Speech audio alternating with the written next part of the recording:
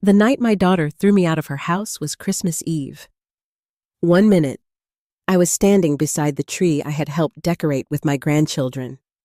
The next, my own daughter, Emily Carter, pointed toward the front door and told me to leave. Snow was falling outside. My suitcase sat at my feet. My heart felt heavier than either. "You've always cared more about money than family," she snapped. Then she slammed the door in my face. I stood alone in the freezing darkness, wondering how the little girl I once carried in my arms had become a stranger. What Emily didn't know was that by sunrise, her entire world would begin to unravel. And it wouldn't be because of me. It would be because of a secret her father and I had protected for years. If you've ever had your kindness mistaken for weakness, I'd love to hear your story. Before we begin, please take a moment to like and subscribe if stories about family, forgiveness, and second chances speak to you. And leave a comment telling me how you feel about what happened and where you're watching from, along with the current time in your part of the world. I always enjoy reading your messages. The last Christmas Eve I spent in my daughter Emily's house began like every other family Christmas. At least, that's what I wanted to believe. The sky over Fairfield, Connecticut, was painted in soft shades of gray when I pulled into her driveway that afternoon. Snow rested lightly on the roof, and colorful lights blinked along the gutters. From the outside, the house looked like something from a holiday postcard. I parked my car and smiled despite the cold. I had spent the previous week shopping for everyone: a sweater for Emily, a leather wallet for Jason, books for Daniel, a necklace Sophie had pointed out months ago while we were shopping together, and for the family. I had baked Benjamin's favorite cinnamon coffee cake using the same recipe I'd made every Christmas for more than 40 years. For a moment, standing on the porch, I felt hopeful. Maybe this Christmas would be different. Maybe the distance I'd felt growing between Emily and me over the past few years was finally beginning to heal. I rang the doorbell. The door flew open. "Grandma!" Sophie practically launched herself into my arms. At 16, she was almost as tall as I was, but she still hugged me the same way she had when she was 6. Daniel appeared right behind her. "Grandma, come look at the gaming setup Dad got me," I laughed. "Hello to you too." The warmth from the house wrapped around me as I stepped inside. For those first few minutes, everything felt normal. The smell of roasted turkey filled the air. Christmas music played softly in the background. The grandchildren were excited. The tree sparkled in the corner. Then Emily appeared. "Hi, Mom." She gave me a quick hug. Too quick. Too formal.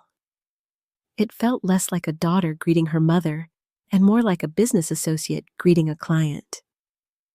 I noticed it immediately.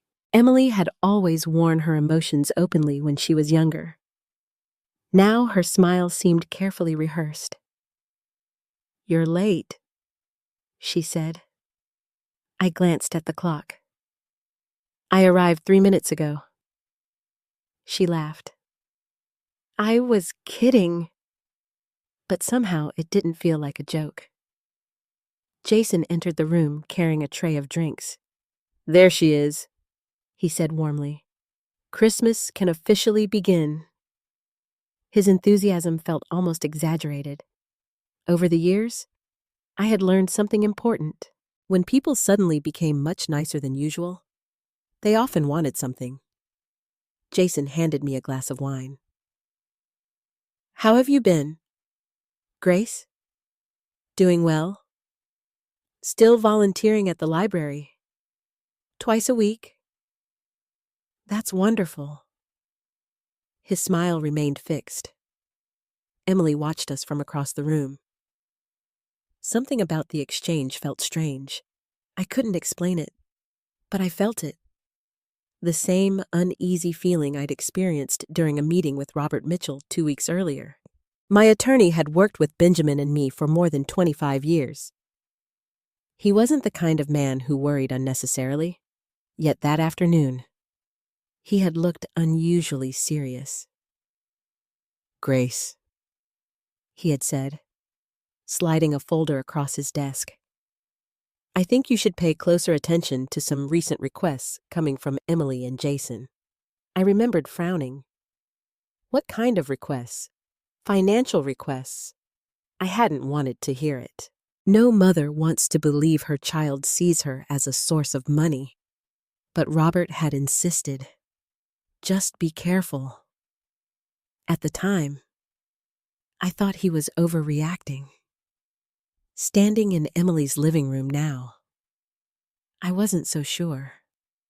Dinner was served around 6. Everyone gathered around the long dining table. The grandchildren chatted happily. Jason poured wine. Emily carved the turkey. On the surface, it looked like a perfect family gathering. Yet beneath it, tension quietly simmered. I noticed Emily checking her phone repeatedly.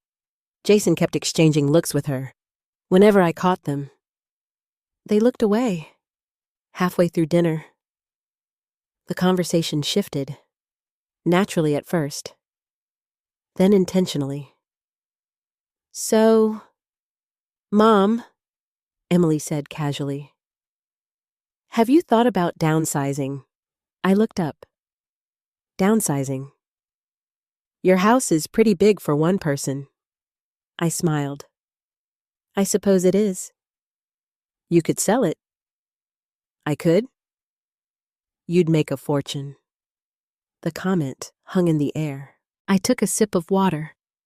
"I've lived there 40 years. Emily shrugged. "Still seems like a waste." I noticed Jason watching carefully, listening, waiting. The grandchildren had gone quiet. They sensed something too. I tried to redirect the conversation. "Sophie, how's school?" Before she could answer, Jason jumped in. "Real estate values are incredible right now." I glanced at him. "Are they?" "Absolutely." Emily nodded. "You've accumulated a lot of assets over the years, huh?" There it was again. Money, assets, property. Not memories. Not family. Not Christmas. Money. A strange sadness settled in my chest. Benjamin and I had worked hard for decades. We'd built a comfortable life. But we had always viewed money as a tool, never as the purpose of life itself. Lately, Emily seemed unable to see the difference. The conversation continued. Jason mentioned investments. Emily brought up retirement planning. Then inheritance taxes. Every topic somehow found its way back to finances. I began noticing details I'd ignored before. The designer handbag hanging beside Emily's chair. The luxury watches Jason rotated every few months. The expensive renovations they'd recently completed. The lavish vacations displayed across social media. I knew they lived comfortably, but suddenly I found myself wondering how comfortably, and at what cost. Dinner finally ended. The grandchildren helped clear the table. I offered to assist. "No, Mom," Emily said quickly. "You just relax." Again, overly pleasant, overly careful, like someone preparing for something. An hour later, we gathered near the fireplace. Christmas music still played softly. Snow continued falling outside. The grandchildren sat on the floor watching a holiday movie. For a brief moment, peace returned. Then I noticed Jason disappear into his office. A few minutes later, he came back carrying a large manila envelope. My stomach tightened. He sat beside Emily. Neither of them spoke immediately. Instead, they exchanged a glance. A silent conversation. A decision already made. I suddenly remembered Robert's warning. Be careful. Jason placed the envelope on the coffee table. Right in front of me. Emily folded her hands together. Her smile looked forced. Mom, she said softly, there's actually something we'd like to discuss with you tonight. Every instinct in my body told me that Christmas dinner had never been the real reason I was invited. The room suddenly felt smaller, the air heavier. I looked down at the envelope, then back at my daughter, and for the first time that evening, I saw not the little girl I had raised. I saw a woman who had come to Christmas with a plan that involved me, and whatever was inside that envelope. For several seconds, nobody spoke. The Christmas movie continued playing quietly in the background. Colored lights from the tree reflected across the living room walls. Somewhere outside, the wind pushed snow against the windows. Yet all my attention remained fixed on the manila envelope sitting on the coffee table. I looked at Emily, then at Jason, then back at the envelope. What is it? I asked. Jason leaned forward. Nothing complicated. Whenever someone says that, it usually means the opposite. Emily forced another smile. We just wanted to discuss some future planning. Future planning. That phrase sounded carefully chosen. Robert's warning echoed in my mind. Pay attention to any financial requests. I reached for the envelope. The moment my fingers touched it, I noticed both Emily and Jason watching me closely. Too closely. As if everything depended on what happened next. I opened it. Inside were several legal documents. At first glance, they looked professional. Multiple pages, official formatting, legal language, signatures, notary sections, the kind of paperwork most people would skim through without thinking. But Benjamin had taught me something years ago. Never sign anything you don't fully understand, especially when family is involved. I began reading. The room grew noticeably quieter. Even Sophie glanced up from her movie. The first page referenced the Holloway Family Trust. The second page outlined changes to administrative authority. The third page transferred certain oversight responsibilities. I continued turning pages. Slowly, carefully. The deeper I read, the more uneasy I became. Certain phrases stood out. Exclusive control. Permanent authority. Independent financial discretion. My stomach tightened. This wasn't routine planning. This was a transfer of power. A very significant one. I looked up. Why would this be necessary? Emily's smile disappeared slightly. It just makes things easier. Easier for whom? For everyone. That wasn't an answer. I returned to the documents. Several pages later, I found a section that immediately concerned me. Under the proposed changes, Emily would gain nearly complete authority over certain trust assets. My authority would effectively disappear. Even more troubling. Some protective restrictions Benjamin and I had personally approved years earlier would be removed. That made no sense. None at all. I placed the papers down. Who drafted this? Jason answered first. Our attorney. Which attorney? His expression shifted. A business attorney. Not Robert. That fact alone bothered me. The Holloway Family Trust had always been handled through Robert Mitchell's office. Always. For decades. Why bring in someone else? I looked directly at Emily. Did Robert review these silence? That silence gave me my answer.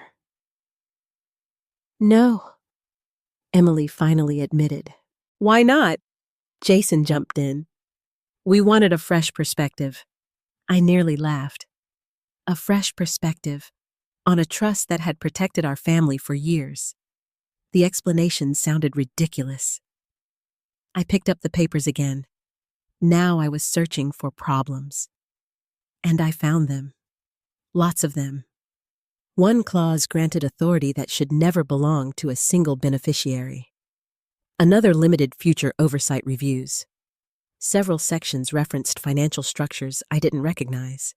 The more I read, the worse it became. Finally, I closed the folder. No.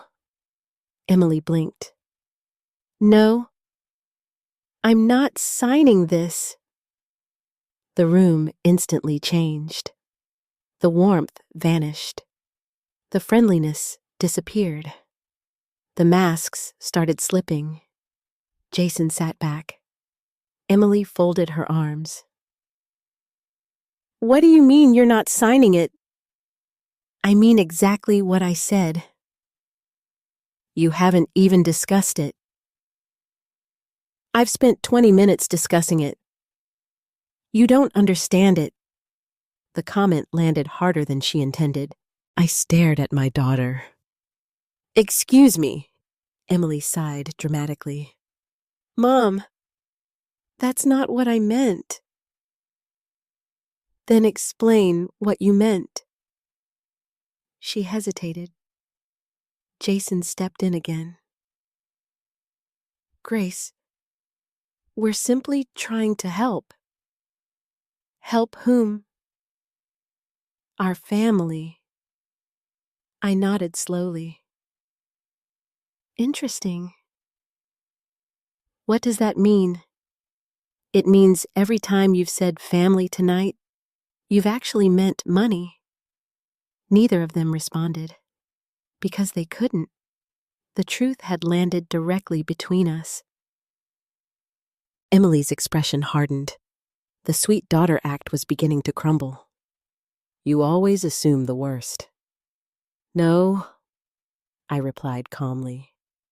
I assume what the evidence suggests. Her jaw tightened.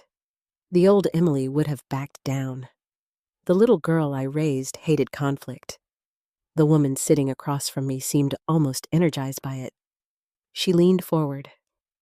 Do you know how difficult things are right now? There it was. The first crack. I had been waiting for the real reason. What kind of difficulties? She exchanged a quick glance with Jason. Financial difficulties. I could see it written all over both of their faces. But neither wanted to say it directly. Instead, Emily tried another approach. Jason and I have responsibilities. Most adults do. We have expenses. So does everyone else. You don't understand. I almost smiled. At 68 years old, after raising a child, caring for a dying husband, managing businesses, mortgages, taxes, and family crises. Apparently, I didn't understand life. Then explain it to me. Her patience was disappearing. You sit alone in that big house. The attack surprised me. You have money you'll never spend. I felt Sophie glance toward us. Daniel looked uncomfortable. The conversation was no longer private. But Emily didn't seem to care. You have investments, thus. She pointed toward the folder. You have assets. Another point. You have control over money that could help your family. Now we were finally being honest. I folded my hands. And there it is. Emily frowned. What? The real conversation. Jason's face darkened. That's unfair. No, Jason. I pointed toward the documents. This isn't about simplifying paperwork. I pointed toward Emily. This isn't about retirement planning. Then I pointed at the trust paperwork. This is about gaining control. Silence. Heavy silence. The kind that appears when somebody has been caught. Emily stood abruptly. Why do you always make everything difficult? I stared at her, because I genuinely couldn't believe what I was hearing. Difficult. Yes. I'm difficult because I read before signing. You don't trust me. The statement hurt. Not because it was true, because it came from my daughter. Trust wasn't the issue. The documents were. Trust is earned, Emily. Her eyes narrowed. So, after everything I've done for you, I almost laughed at the absurdity. Everything she'd done for me, I had spent decades helping her. College tuition, wedding expenses, a down payment on her first house, emergency loans, childcare, support during every crisis. Yet somehow, tonight, she sounded like the victim. Jason leaned forward again. Grace, we're asking for one signature. No. Why? Because something isn't right. Emily slammed her hand onto the coffee table. The sudden noise startled everyone. Even Sophie jumped. You never support me. The accusation echoed through the room. I looked at my daughter, really looked at her, and for the first time, I saw desperation beneath the anger. Not frustration, not disappointment, desperation. Something was very wrong, much worse than they had admitted. What aren't you telling me? I asked quietly. Emily looked away. Jason answered instead. We've had a few setbacks. What kind of setbacks? Business setbacks. That caught my attention immediately. Business setbacks. Benjamin always used to say that phrase was usually code for financial disaster. How serious? Neither answered. That silence told me everything. Very serious. I felt a cold sensation settle into my chest. Not fear. Understanding. The trust wasn't their goal. The trust was their solution. Their emergency escape route. Whatever trouble they were in, they believed access to the Holloway family trust would fix it, and they needed my signature to get it. Suddenly, Robert's concerns made perfect sense. I carefully placed the documents back into the envelope. Then I slid it across the table, back toward them. No. Emily stared at the envelope, then at me, then back at the envelope, and the expression on her face frightened me, because it wasn't disappointment, it wasn't sadness, it was anger, pure anger. The kind that appears when someone believes something already belongs to them. And in that moment, I realized the argument wasn't over. In fact, it was only beginning. For a few seconds after I refused to sign, nobody moved. The Christmas lights continued blinking. The movie played softly in the background. Outside, snow drifted past the windows in thick white sheets. Inside, the atmosphere had become ice cold. Emily stared at me as though she no longer recognized me, or perhaps as though I had become an obstacle standing between her and something she desperately wanted. "You're making a huge mistake," she finally said. I folded my hands in my lap. "Then I'll live with it." Her eyes widened. The answer clearly wasn't what she expected. For most of her life, I had eventually given in whenever she was struggling. When she couldn't afford college, I helped. When she wanted a wedding she couldn't pay for, I helped. When she and Jason needed money for a house, I helped. When Sophie was born and childcare costs overwhelmed them, I helped. Every time life became difficult, I stepped forward. Not because I had to, because I loved her. Unfortunately, repeated rescue can create a dangerous expectation. Eventually, gratitude turns into entitlement, and entitlement turns into resentment the moment you say no. I was beginning to see that transformation unfold in front of me. Emily crossed her arms. "So that's it." "That's it? You won't help your own daughter." I took a deep breath. Refusing to sign documents I don't trust is not the same thing as refusing to help. That's exactly what it is. No. I shook my head. It's not. Jason suddenly stood. His pleasant demeanor had completely vanished. The charming son-in-law who had greeted me earlier no longer existed. Now I was seeing the real Jason, the impatient one, the angry one, the desperate one. "You know what?" he snapped. "Maybe Emily's right." I looked at him calmly. "About what?" "You care more about protecting money than protecting family." The accusation hung in the room. I noticed Sophie staring at her father in disbelief. Daniel looked down at the floor. Neither child seemed comfortable with what was happening, and honestly, neither was I. This wasn't a family discussion anymore. It was an ambush. "You don't believe that?" I said quietly. Jason laughed bitterly. "Don't tell me what I believe." I glanced toward Emily. She didn't stop him. That hurt more than his words, because the little girl I had raised would have never allowed anyone to speak to her mother that way. Not even her husband.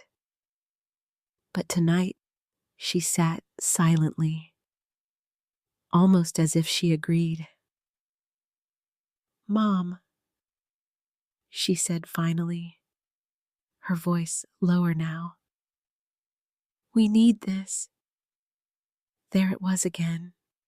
Need, not want. Need. A dangerous word. I looked directly into her eyes. "How much trouble are you in?" The question landed like a stone. Emily immediately looked away. Jason's jaw tightened. Neither answered. That silence confirmed everything. The problem was bigger than they wanted me to know. Much bigger. I stood slowly. "I think I should go home." Emily's head snapped up. "You're leaving?" "Yes." "We aren't finished." "I am." I picked up my purse. The room felt suffocating. The longer I stayed, the more convinced I became that something was terribly wrong, not just financially, morally, emotionally. Something inside this family had broken, and nobody wanted to admit it. As I reached for my coat, Sophie stood. "Grandma, wait." I smiled at her. "It's okay, sweetheart." "No, it isn't." Tears had begun gathering in her eyes. The sight nearly shattered my heart. She was just a child caught in the middle of an adult disaster. Emily immediately turned toward her daughter. "Sophie, stay out of this." "But Mom, I said, stay out of it." The sharpness in her voice shocked everyone, including herself. The room fell silent again. Sophie sat back down. Daniel looked even more uncomfortable. I wished desperately that none of this was happening in front of them. Christmas Eve was supposed to be about family, about love, about gratitude. Instead, it had become a battlefield. I slipped on my coat. "Good night." Then Emily stood, and something changed. The remaining restraint vanished. Years of frustration exploded to the surface. "Fine." Her voice echoed through the room. "Maybe you should leave." I froze. The grandchildren froze. Even Jason looked surprised. For a brief moment, I thought she might take the words back. She didn't. Instead, she stepped closer. "If you don't trust us, then maybe you shouldn't be here." The words hit harder than I expected, not because they were loud, because they were sincere.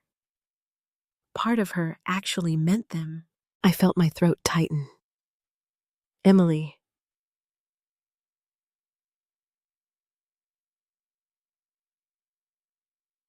"No." She pointed toward the front door. "No more lectures. No more control. No more judging." The tears gathering in my eyes weren't from anger. They were from grief. The kind of grief that comes when someone you love becomes someone you barely recognize. "I am your mother, and I'm 42 years old." The room went silent again. I looked around at the Christmas tree, the presents underneath it, the stockings hanging over the fireplace, the family photographs decorating the walls. There was a picture from Sophie's first birthday, another from Daniel's baseball championship, a family vacation from years ago. Smiling faces, happy memories, a family that once felt unbreakable. Now everything felt fragile. One wrong word away from collapse. Sophie suddenly stood again. "Mom, stop." Emily didn't look at her. "Go upstairs." "I'm not going upstairs." "Sophie." "No." Tears streamed down her face now. "Grandma didn't do anything wrong." The statement hung heavily in the room. Emily closed her eyes. For a moment, I saw conflict on her face. Guilt, pain, doubt. Then it disappeared, replaced once again by anger. "Enough." She pointed toward the door. "Leave." The word felt like a punch. Leave. Not "let's talk tomorrow." Not "let's cool down." Not "please go home." Leave. I stared at my daughter, waiting, hoping, giving her one final opportunity to reconsider. It never came. Jason looked away. The grandchildren cried silently, and Emily stood rigidly beside the front door, waiting for me to walk through it. So I did. Because sometimes dignity requires leaving places where you are no longer welcome, even when that place is your daughter's home.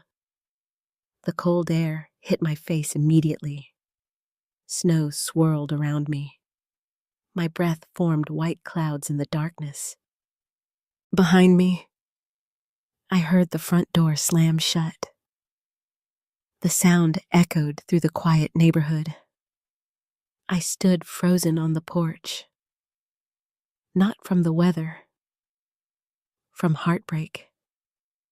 For a few seconds, I simply stared at the closed door. A door I had walked through hundreds of times. A door that had once opened with hugs, with laughter, with family. Now it had been shut in my face. I slowly picked up my small suitcase. A neighbor across the street peeked through a curtain. Another porch light switched on nearby. People had heard the argument. They knew something had happened. Humiliation washed over me, but not as strongly as sadness. I pulled out my phone. My fingers trembled. Not from the cold, from emotion. I opened my messages, then selected one contact, Robert Mitchell. Without hesitation, I typed, "Robert, it happened tonight. Please proceed exactly as Benjamin instructed if this situation ever occurred. Call me tomorrow morning." I stared at the message, then pressed send. A few seconds later, the screen showed delivered. I slipped the phone back into my purse. What Emily didn't know was that Benjamin and I had spent years preparing for the possibility that someone might someday try to misuse the trust. We had hoped that day would never come, especially not involving our own daughter. But some protections had already been put in place long ago, protections that could no longer be ignored. A taxi arrived 15 minutes later. As I climbed into the back seat, I looked one last time at the house, at the glowing Christmas lights, at the home where my family was still gathered. Without me, I wiped away a tear, then quietly gave the driver my address. And as the taxi pulled away into the snowy night, I had no idea that by sunrise, Emily's life would begin changing in ways she never imagined. I barely slept after returning home that night. The house felt unusually quiet. For more than 40 years, Christmas Eve had always ended the same way. Family laughter, phone calls, wrapping paper scattered across the living room. Benjamin sitting in his favorite chair, pretending not to fall asleep during holiday movies, even after his death 6 years earlier. I had continued many of those traditions, but this Christmas Eve was different. I sat alone at my kitchen table long after midnight, staring out the window as snow continued falling across the yard. My tea had gone cold. My thoughts had not. Again and again, I replayed the moment Emily pointed toward the door. Leave. The word hurt because it wasn't spoken in anger alone. It came from entitlement, from expectation, from years of believing she deserved access to things that were never hers to control. Around 1 a.m, I found myself standing in front of the old oak cabinet in my study. For several moments, I simply stared at it. Then I unlocked the bottom drawer. Inside sat a black leather binder. Benjamin's binder. The binder that contained copies of the original Holloway Family Trust. I carefully lifted it onto my desk. Running my fingers across the worn cover brought back a flood of memories. Benjamin had been gone for 6 years. Yet sometimes it still felt as though he had only stepped into another room. He had always been the practical one, the planner, the protector, the person who looked 5 steps ahead while everyone else focused on the present, including me, especially me. I opened the binder, and suddenly I was transported back nearly 12 years.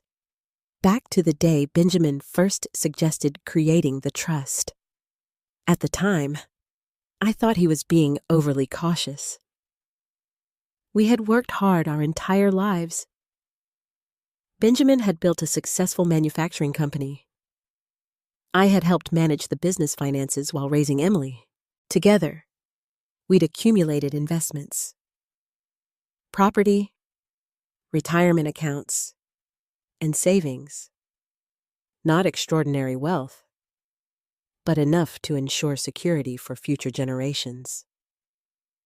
One evening, Benjamin came home unusually quiet. After dinner, he sat across from me at the kitchen table. "I think we need to talk about the future." I remember laughing. "We're in our 50s, Ben. We have plenty of future left."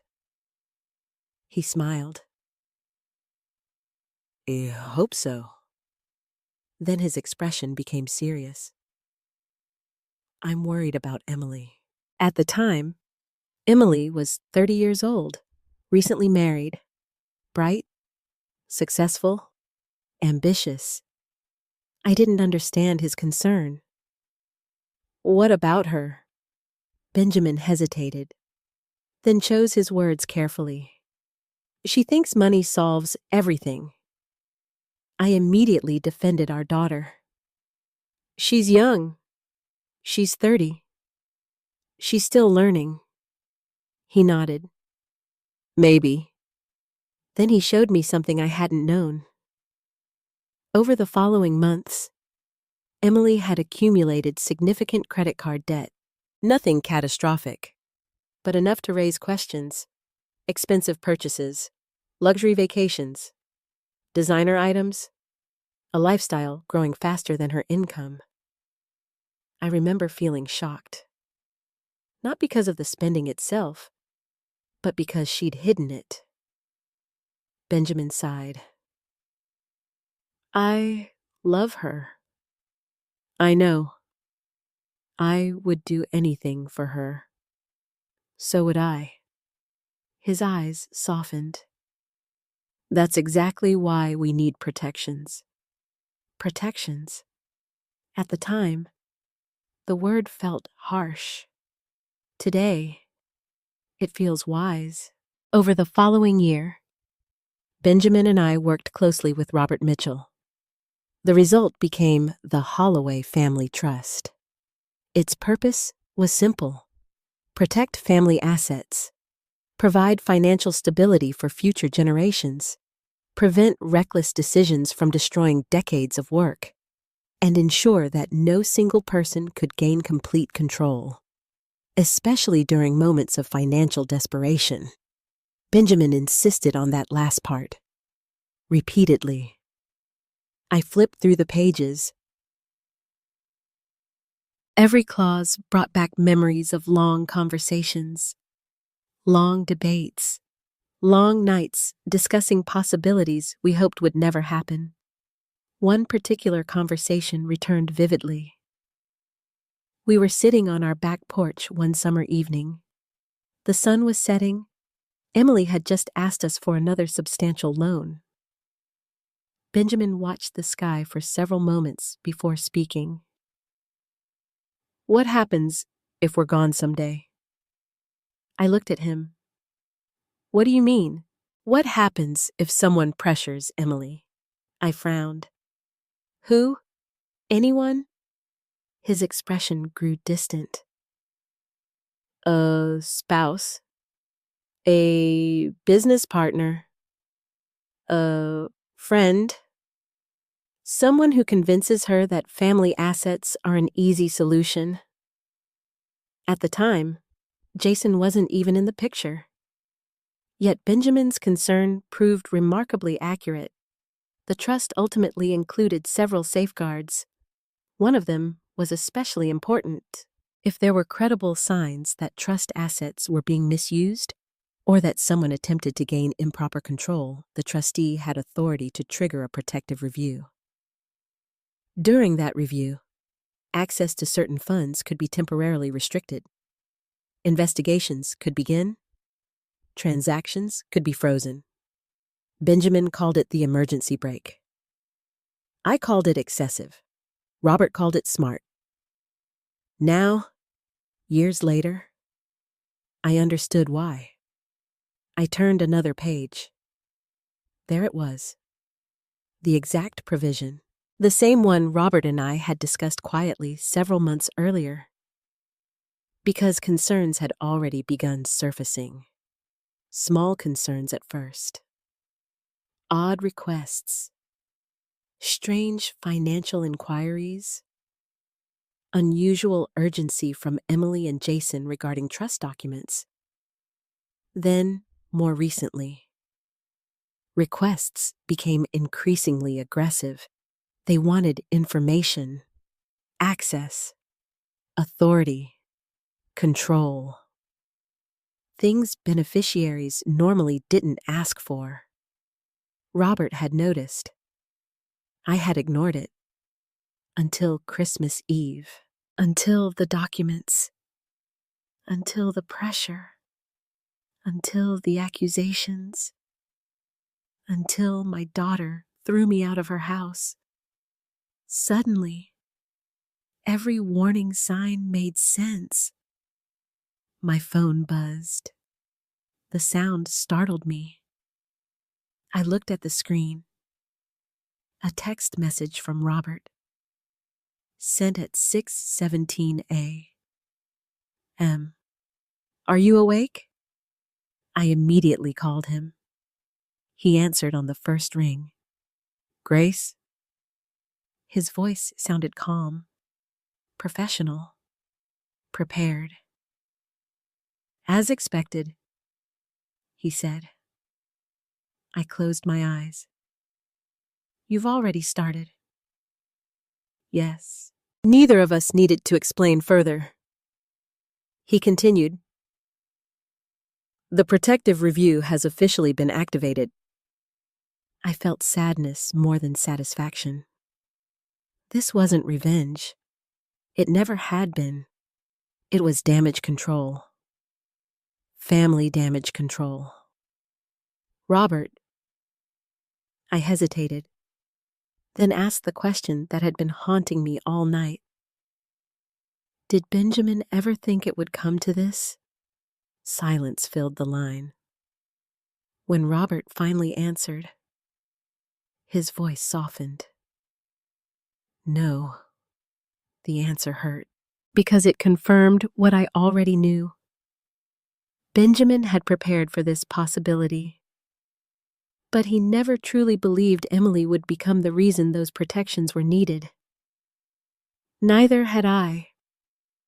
Robert continued. Grace, there's something else. My stomach tightened. What? We've reviewed some recent activity. His tone had changed. More serious now. Much more serious. Several transactions concern us. I sat upright. What kind of transactions? We're still gathering documentation. That wasn't like Robert. Normally, he shared details immediately. The hesitation worried me. Robert. Another pause. Then he spoke carefully. We believe someone may have been accessing funds in ways that violate trust guidelines. A chill moved through me. What are you saying? We don't know everything yet, but we know enough to continue. I stared at the binder lying open on my desk. The morning sun was beginning to rise outside. Christmas morning, a day that should have been filled with family breakfasts and grandchildren opening presents. Instead, I was discussing investigations. Lawyers, financial irregularities, and my own daughter. "How bad is it?" I asked quietly. Robert exhaled slowly.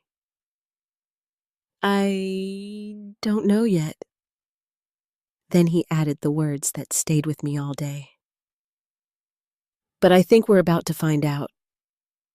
I ended the call several minutes later, then sat alone in silence, looking at the trust, looking at Benjamin's handwriting in the margins, looking at protections created years ago out of love, not distrust. Love, because sometimes protecting someone means refusing to enable them, even when they're your child.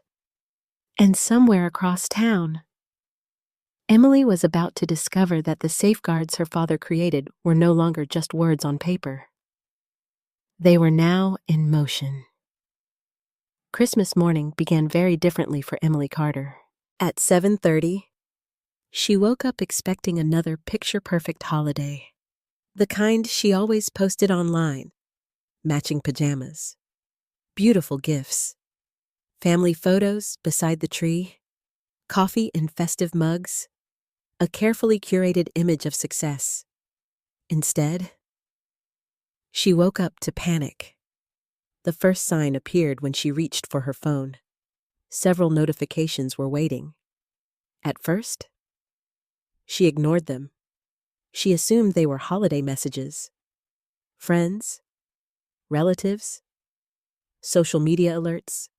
Then she noticed one notification from her bank, and another, and another. Her stomach tightened. She opened the first message: important account notice. Her pulse quickened. She opened the second: urgent review in progress. Then the third: temporary restrictions have been applied. Emily sat upright immediately. "What?" Beside her, Jason stirred. "What is it?" She stared at the screen.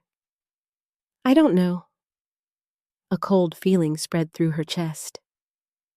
Quickly, she opened her banking app. Loading, loading, loading. Then an error message appeared. Account access unavailable. She blinked. Tried again. Same message. A third attempt. Same result. Jason. His eyes opened. "What?" "I can't access the account." Now he sat up. "What do you mean?" "I mean, I can't access the account."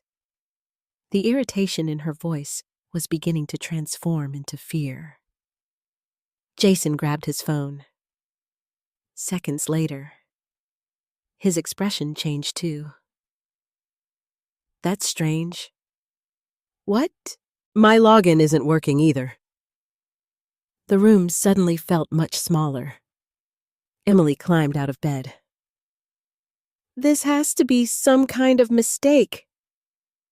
"It probably is." But Jason didn't sound convinced. The confidence he usually carried seemed noticeably weaker. Emily hurried downstairs. The Christmas tree glowed softly in the living room. Wrapped presents sat untouched beneath it. Normally, she would have been excited. Today, she barely noticed them. She opened her laptop, logged into the bank website. Nothing. Same restriction notice. Now genuine panic was beginning to set in. Her breathing quickened. "What is happening?" Jason entered the room. He was already dialing customer service. The call lasted nearly 20 minutes. Emily watched him pace. Every minute seemed to make him more agitated. Finally, he hung up. "What did they say?" Jason rubbed his forehead. "They can't discuss details." "What?" "They said the account is under review." Emily stared at him. Review for what? They wouldn't say. That's ridiculous. I know. No. Actually, they didn't know. Neither of them knew, and that uncertainty was terrifying. The grandchildren came downstairs a few minutes later. Sophie immediately sensed something was wrong. Mom! Emily forced a smile. Everything's fine. It was a terrible lie. Everyone could see it. Even 13-year-old Daniel looked worried. Are we opening presents? He asked. Later, the disappointment on his face was immediate. Christmas morning traditions were being replaced by crisis management. Emily didn't care. Not anymore. She was already making more calls. The next shock arrived shortly before 9 o'clock. A text message appeared from her mortgage company. Payment issue detected. Contact lender immediately. Her blood ran cold. No. Jason looked up. What now? She handed him the phone.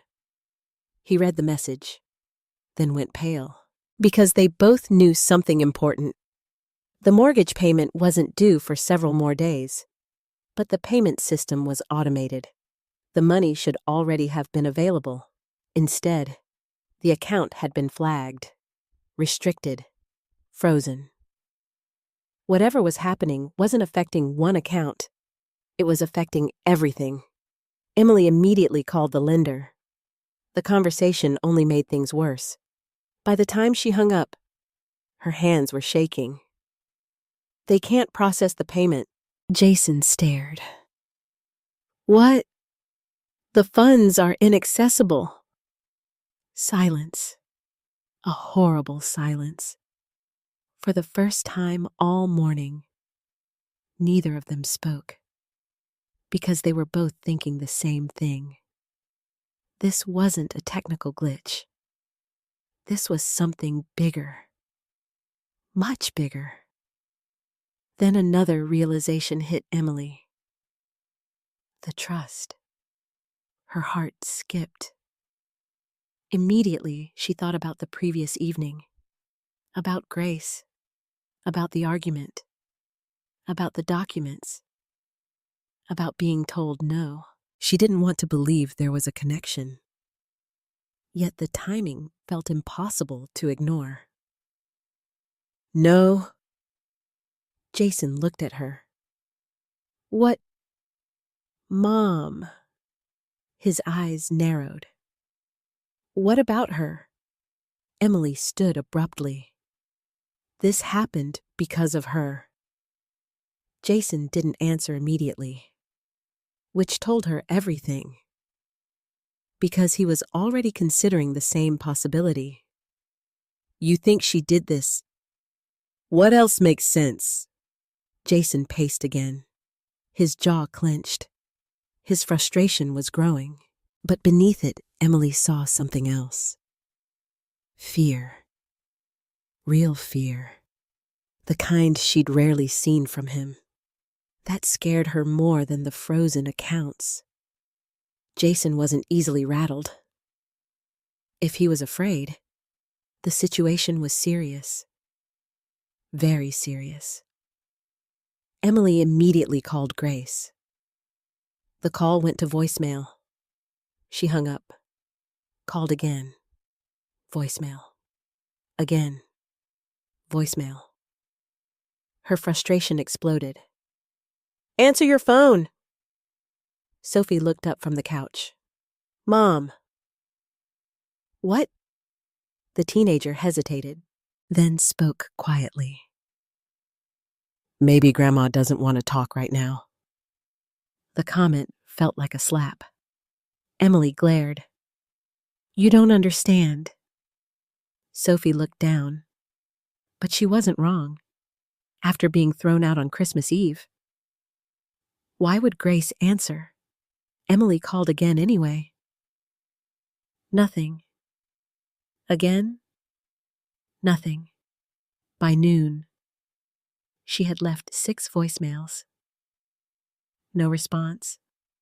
By 1 o'clock, she had left 10. Still nothing. Jason had become increasingly agitated. He spent most of the morning in his office making private phone calls. That concerned Emily, because she didn't know who he was calling or why. Around 2 o'clock, she walked into his office without knocking. He ended a call immediately. Too quickly. The behavior instantly triggered suspicion. Who was that? No one? Jason? He sighed. A business contact. What kind of business contact? His expression hardened. Why are you interrogating me? The answer felt defensive. Too defensive. Emily stared at him. For the first time in years, she noticed how tired he looked, how stressed, how worn down. Had he always looked this exhausted, or had she simply ignored it? A troubling thought entered her mind.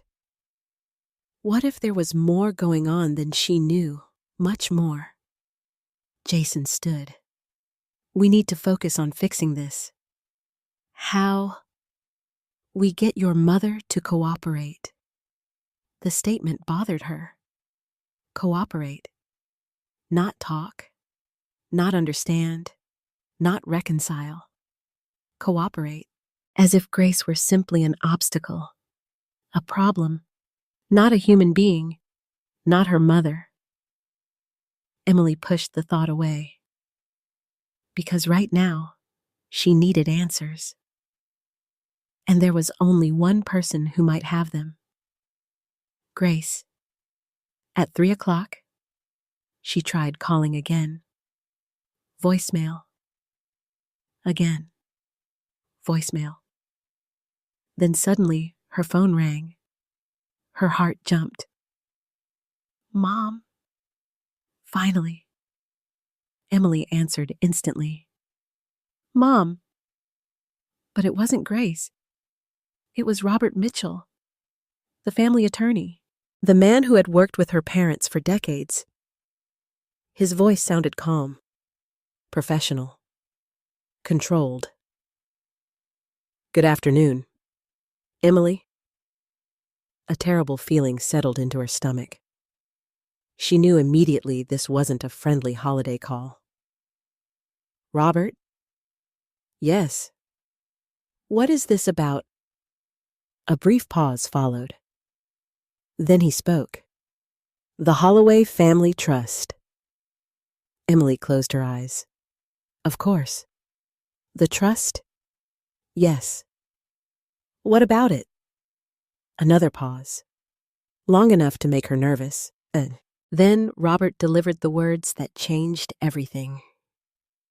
Effective this morning, a protective financial review has been initiated. Emily felt the room spin slightly. What does that mean?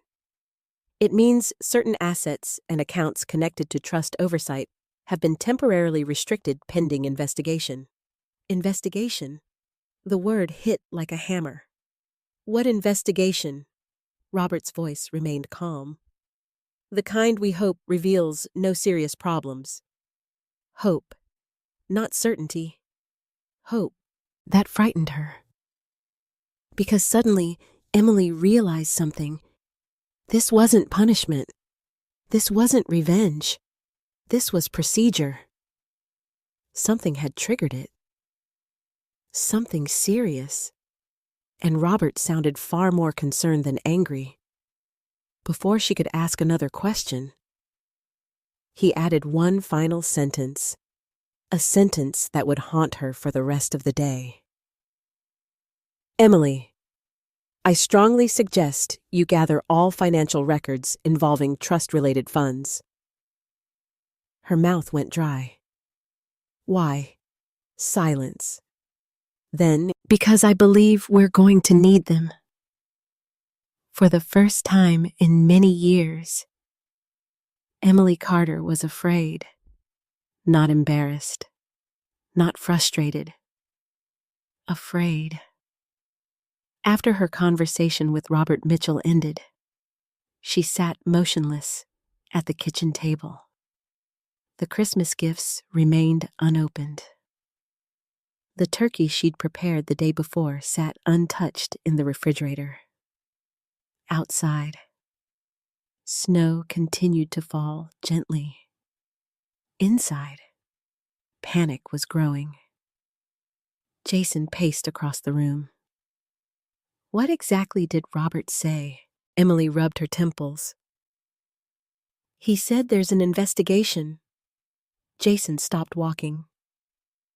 What kind of investigation? He didn't explain. That's impossible. Well, he did. Jason muttered something under his breath. Something she couldn't hear. Or perhaps something he didn't want her to hear. Lately, she had begun noticing things. Little things. Things she'd ignored before. Secretive phone calls. Late-night meetings. Unexplained stress. Unexpected mood swings. At the time, she'd assumed he was dealing with ordinary business pressures. Now she wasn't so sure. Jason. What? She looked directly at him. Is there something you're not telling me?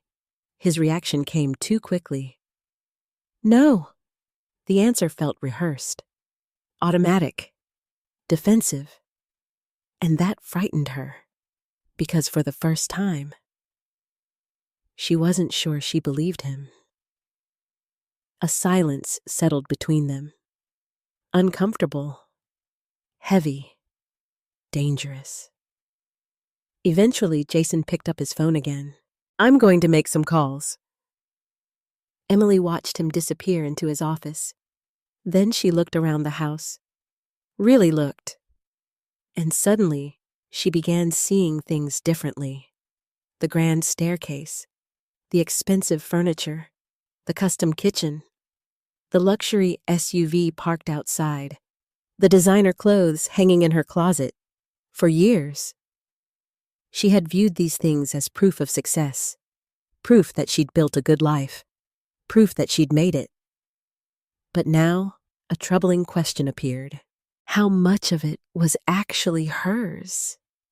And how much had been financed by money she never truly earned? The thought refused to leave. Hours later, after Jason disappeared into another private call, Emily found herself wandering into the living room. Family photos covered one wall. Her eyes stopped on a picture taken 15 years earlier. It showed her standing beside Grace. Both of them smiling. Both of them happy. The image hurt because she remembered that day clearly. It was the day she'd received the keys to her first home. A home she couldn't have purchased without her mother's help. At the time, she had cried with gratitude. Thank you, Mom. She could still hear herself saying it. Grace had smiled. You don't have to thank me. But Emily had. Back then. Before gratitude slowly transformed into expectation. She sank into a chair, and memories began surfacing, one after another. Her college tuition, paid largely by her parents. Her wedding. Benjamin and Grace had covered nearly half the expenses. The down payment on the first house, a substantial gift. The financial assistance after Daniel was born. Another gift, the emergency loan when Jason's first business struggled. Another gift, the childcare, the vacations, the support, the advice, the countless times Grace stepped in whenever life became difficult. Emily had always viewed those moments as proof that her parents loved her, which was true.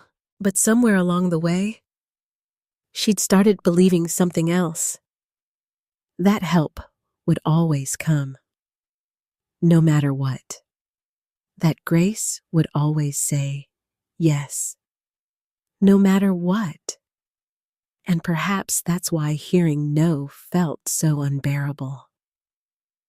A sudden realization hit her. She hadn't been angry because Grace refused to sign. She'd been angry because Grace broke a pattern Emily had come to depend on. The realization made her uncomfortable. Very uncomfortable. A knock on the living room doorway interrupted her thoughts. Sophie stood there, arms crossed, expression serious. "Can we talk?" Emily forced a smile. "Of course." Sophie didn't smile back. That alone felt unusual. "What happened with Grandma?" Emily sighed. "It's complicated." "No." Sophie shook her head. "It isn't." The teenager stepped closer. "You kicked her out." The bluntness stung. Emily looked away. "You don't understand." "Then explain it." Emily opened her mouth, then stopped, because she wasn't sure how. How do you explain greed without admitting greed? How do you explain entitlement without admitting entitlement? How do you explain a lifetime of small, selfish choices that eventually lead to one terrible decision? You can't. Not honestly, Sophie continued. Grandma was crying. The words pierced her. I know. Why did you do that? Emily felt shame creeping into her chest, a feeling she had spent years avoiding. Things got out of hand. Grandma didn't deserve that. No, she didn't. The truth was becoming harder to ignore. Sophie wiped at her eyes. I called her this morning. Emily looked up. You did? Yes. What did she say? Nothing. The answer surprised her. Nothing. She didn't answer. Of course she didn't. Emily had called over a dozen times herself. Still, hearing it from Sophie somehow hurt more. The teenager sat down across from her mother. She's lonely. Emily swallowed. I know. Grandpa's gone. I know. You're all she has. The statement landed heavily because it wasn't entirely true. Grace had friends, neighbors, volunteer work, community connections. But emotionally, Sophie was right. Family mattered most, and Emily had weaponized that relationship. The realization was painful. Painful enough that she stood abruptly. I need some air. She grabbed her coat and stepped outside. The cold winter air hit her face immediately. For several minutes, she simply stood on the porch, trying to think, trying not to think, trying to make sense of everything. Then her phone rang. Jason. She answered immediately. What? His voice sounded strained. Get inside. Why? Now? Alarm shot through her. She hurried back inside. Jason was standing in his office, holding several folders. His face had gone pale. What happened? He hesitated. Too long. Much too long. Then he looked at her. We may have a bigger problem.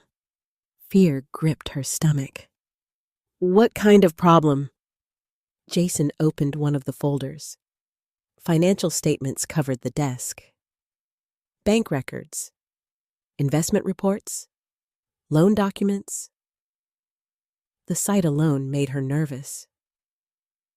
What am I looking at? He rubbed his forehead. The business.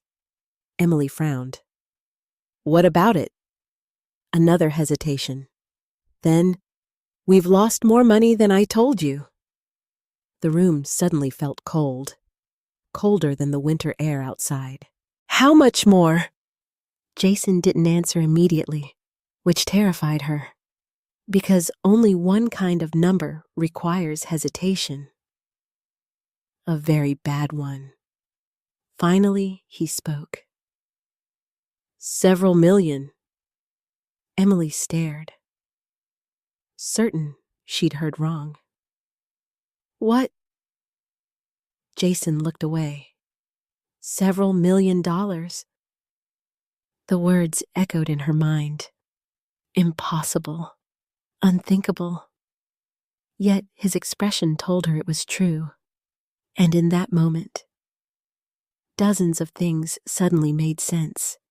The pressure, the documents, the urgency, the desperation, the argument, the Christmas Eve confrontation. It had never been about convenience. It had never been about simplifying paperwork. Jason needed access to the trust because he was drowning. And now Emily was beginning to realize just how deep the water really was. 3 days after Christmas, Robert Mitchell officially began the process that would change everything. For Emily, those 3 days felt like 3 months. The frozen accounts remained inaccessible. Calls to banks led nowhere. Financial institutions repeated the same carefully worded responses. Under review. Restricted access. Pending authorization. No one provided real answers. No one explained exactly what was happening. And every passing day increased the pressure. The mortgage issue remained unresolved. Several automatic payments failed. Credit cards stopped working. Even routine expenses became complicated. For the first time in years, Emily was forced to confront a reality she had never expected. Money could disappear. Security could disappear. Control could disappear. And perhaps most frightening of all, her mother wasn't stepping in to save her. Not this time. On the morning of December 28th, Emily received an email from Robert. The subject line was simple: Mandatory Trust Review Meeting. Her stomach dropped immediately. The meeting was scheduled for the following afternoon. Attendance required. Documents requested.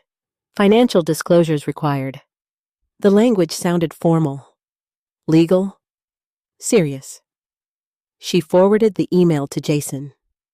His response came almost instantly. We need to prepare. The wording bothered her. Not because it was unreasonable, because it sounded like someone preparing for a defense. Not a conversation. A defense. The distinction mattered. The next day arrived far too quickly. At exactly 2 o'clock, Emily and Jason walked into Robert Mitchell's office. The building itself felt intimidating. Old brick, dark wood, quiet hallways. Everything about it radiated authority. Emily had visited before, many times. Usually alongside her parents. Usually during happier circumstances. Today felt different. Today felt like Judgment Day. The receptionist greeted them politely, then escorted them toward the conference room. As soon as Emily entered, she saw her mother. Grace Holloway sat quietly at the far end of the table. A folder rested in front of her. She looked calm. Too calm. Not angry. Not emotional. Not triumphant. Just calm. For some reason, that unsettled Emily more than anger would have. Because angry people act impulsively. Calm people act deliberately. And Grace had always been deliberate. For a moment, mother and daughter simply looked at each other. Neither spoke. Neither moved. Months of tension seemed to fill the room. Finally, Grace offered a small nod. "Emily." The greeting was polite. Nothing more. Not cold. Not warm. Professional. That hurt more than Emily expected, because she suddenly missed hearing sweetheart, missed hearing honey, missed hearing the affection she'd taken for granted her entire life. Jason pulled out a chair. The meeting began moments later. Robert entered carrying several thick folders, much thicker than Emily expected. Her anxiety increased immediately. He sat down, adjusted his glasses, opened the first folder, then looked around the room. "Thank you all for coming." No one responded. Robert continued. "As you know, the Holloway Family Trust is currently undergoing a protective review." Emily folded her arms. "We know that." Robert ignored the interruption. The review was triggered under provisions established by Benjamin Holloway and Grace Holloway. The mention of her father's name caused a brief ache in Emily's chest. Benjamin had been gone 6 years. Yet somehow, his presence still influenced everything. Even now, especially now. Robert opened another folder. "Over the past 18 months, we've observed a pattern of unusual activity." Emily felt Jason shift beside her. Subtle, but noticeable. Robert noticed too. He made a note, then continued. "Initially, the activity appeared minor." He slid several pages across the table. Emily glanced at them. Bank statements, transfer records, financial reports. She frowned. "What am I looking at? Transactions. Whose transactions?" Robert's gaze remained steady. "Trust-related transactions." Emily's stomach tightened. "Okay." "There are more than 200 such transactions." 200. The number sounded enormous. She looked toward Jason. His expression revealed nothing. Absolutely nothing. That worried her. Because Jason normally reacted to surprises. This wasn't surprising him. Not at all. Robert continued. "Most of these transactions were legitimate." Emily felt slight relief. "Most?" Then Robert added, "Some were not." The relief disappeared instantly. Silence filled the room. Heavy silence. Dangerous silence. "What do you mean?" Emily asked. Robert opened another folder. "We identified numerous withdrawals that required additional authorization." He placed copies on the table. Emily began reading. The amounts varied. $5,000. $10,000. $25,000. Several larger transfers. All connected somehow to accounts associated with trust assets. The more she read, the more confused she became. "I don't understand." Robert nodded. "I know." Then he looked directly at Jason. "And that's part of the problem." For the first time all afternoon, Jason appeared uncomfortable. Only slightly, but enough for Emily to notice. "What are you implying?" Jason asked. Robert remained calm. "I'm not implying anything." Then he tapped a stack of papers. "I'm presenting facts." The distinction was deliberate and effective. Emily suddenly realized Robert had spent weeks preparing, maybe months. Every document was organized, every transaction cataloged, every timeline established. This wasn't speculation. This was evidence. Grace remained silent, watching, listening, waiting. Robert turned another page. Several transactions originated through business entities connected to Jason Carter. The room became still, completely still. Emily looked at her husband. What? Jason immediately spoke. Those were authorized. Robert raised an eyebrow. Were they? Yes? By whom? Jason hesitated, a fraction of a second. But Robert noticed. So did Grace. So did Emily. The hesitation felt significant, dangerously significant. Jason recovered quickly. The transactions were business-related. That's not what I asked.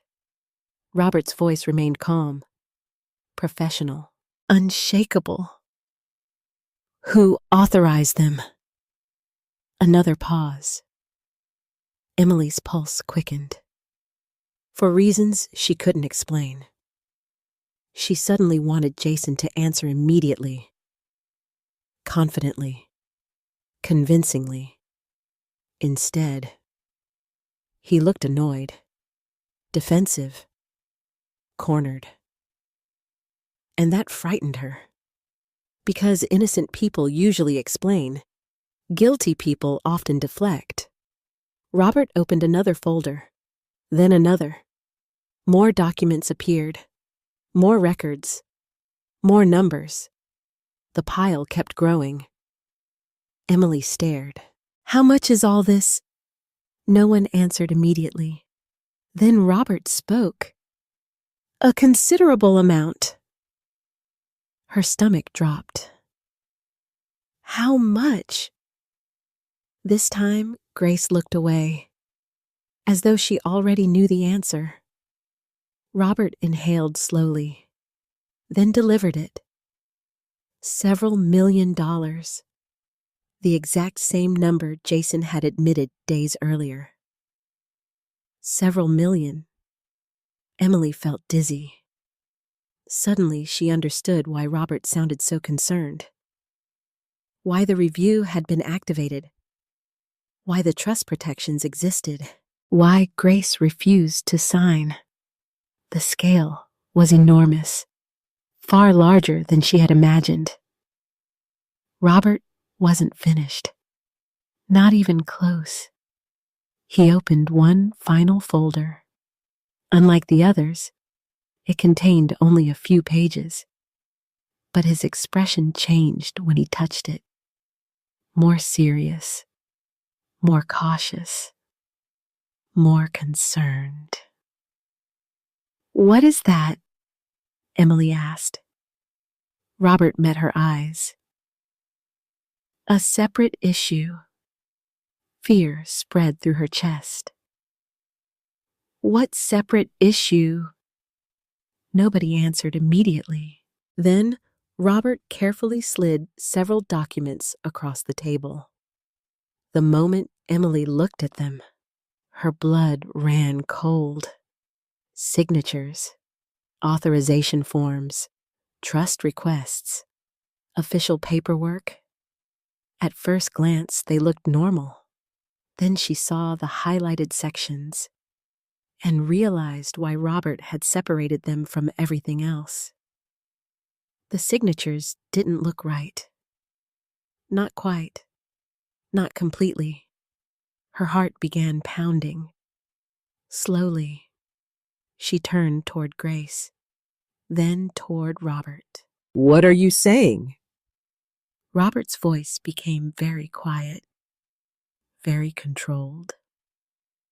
We have reason to believe some documents may have been altered. Emily froze. The room seemed to tilt, because suddenly she understood what he meant. Not accounting mistakes, not poor decisions, not bad investments, something much worse, something criminal. And as she looked toward Jason, she realized he had gone completely pale. For the first time since this nightmare began, her husband looked genuinely terrified. That night, after the meeting at Robert Mitchell's office, I sat alone in my living room and watched snow drift past the windows. The house was quiet, too quiet. Benjamin used to say that silence reveals truths noise tries to hide. If he had been sitting beside me that evening, he would have understood exactly what I was feeling. Not victory, not satisfaction, certainly not revenge, only sadness. The meeting had confirmed many of the fears we'd tried so hard to avoid.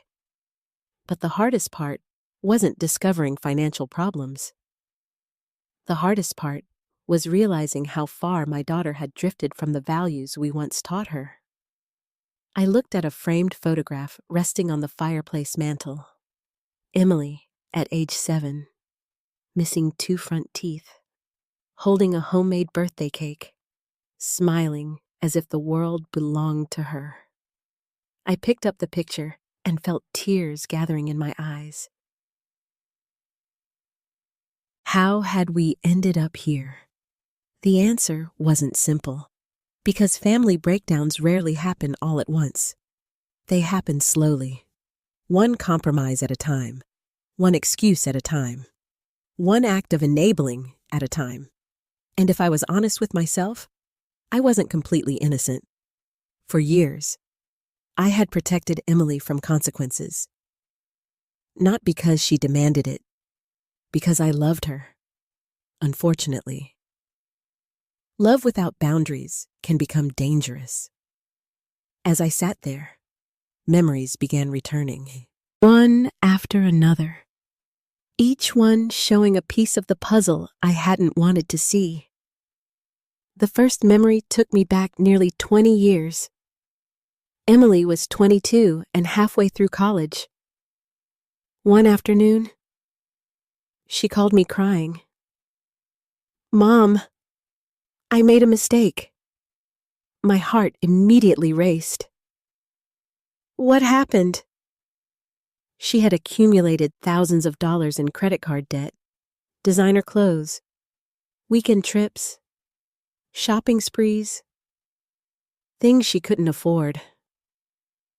I remember driving across town that same day. She sat in a coffee shop, terrified. "I'll pay it back." I believed her. Benjamin wasn't happy. "You should let her fix this herself." I shook my head. "She's scared.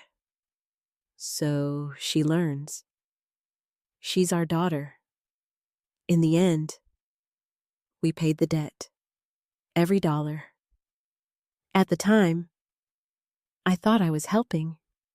Looking back, perhaps I was teaching the wrong lesson. The next memory arrived only a few years later. Emily wanted an extravagant wedding, a beautiful venue, a live band, designer decorations, luxury catering, far beyond her budget. Benjamin suggested scaling back. Emily cried. I hated seeing her disappointed. So, once again, I stepped in. Another check, another rescue, another opportunity for her to avoid hearing the word no. Then came the house. She and Jason had been married less than 2 years. The home they wanted was considerably more expensive than the one they could afford. I remember sitting at our kitchen table reviewing numbers. The math didn't work. Not even close. Benjamin pointed that out immediately. Yet Emily insisted everything would be fine. Jason assured us his business would grow rapidly. Neither prediction proved accurate. Still, I helped. A substantial down payment. Enough to make the purchase possible. I can still remember Emily hugging me. "Thank you, Mom." She meant it. At least she did then. But gratitude has a strange way of fading when generosity becomes routine. Years passed. More requests followed. Emergency repairs, medical expenses, business setbacks, childcare support, vacation loans, temporary financial assistance. Each request sounded reasonable in isolation. Each one felt small compared to the previous sacrifice. But together, they formed a pattern. A pattern I refused to acknowledge, because admitting it meant questioning my role in creating it. I placed the photograph back on the mantel, then walked toward my study. The black trust binder still sat on my desk. Beside it rested several newer folders Robert had provided.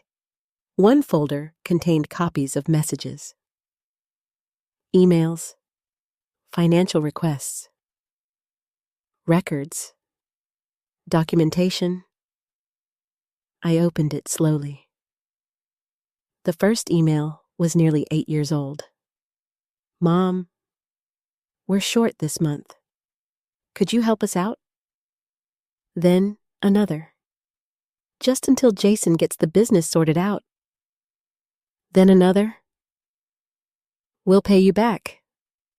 Most were never repaid. I rarely asked. I told myself family wasn't about keeping score. And perhaps that's true. But boundaries matter. Because without boundaries, generosity becomes expectation. And expectation becomes entitlement. A knock interrupted my thoughts. I looked up. Sophie stood in the doorway. My granddaughter had started visiting more frequently after Christmas. Something about the situation clearly troubled her. "Grandma," I smiled. "Come in." She sat across from me. For a few moments, neither of us spoke. Then she asked the question I knew was coming. "Are you mad at Mom?" I considered my answer carefully, because children often remember words spoken during difficult moments. "I love your mother." Sophie nodded. "That's not what I asked." I almost laughed. She was far too clever for 16. "No," I said softly. "I'm not mad." "Then what are you?" The answer came immediately. Heartbroken. Her eyes filled with sadness. "Do you think she'll ever understand?" I looked toward the window. Snow had begun falling again, slowly, gently, like memories. I don't know. And that was the truth, because understanding requires honesty, and honesty requires courage.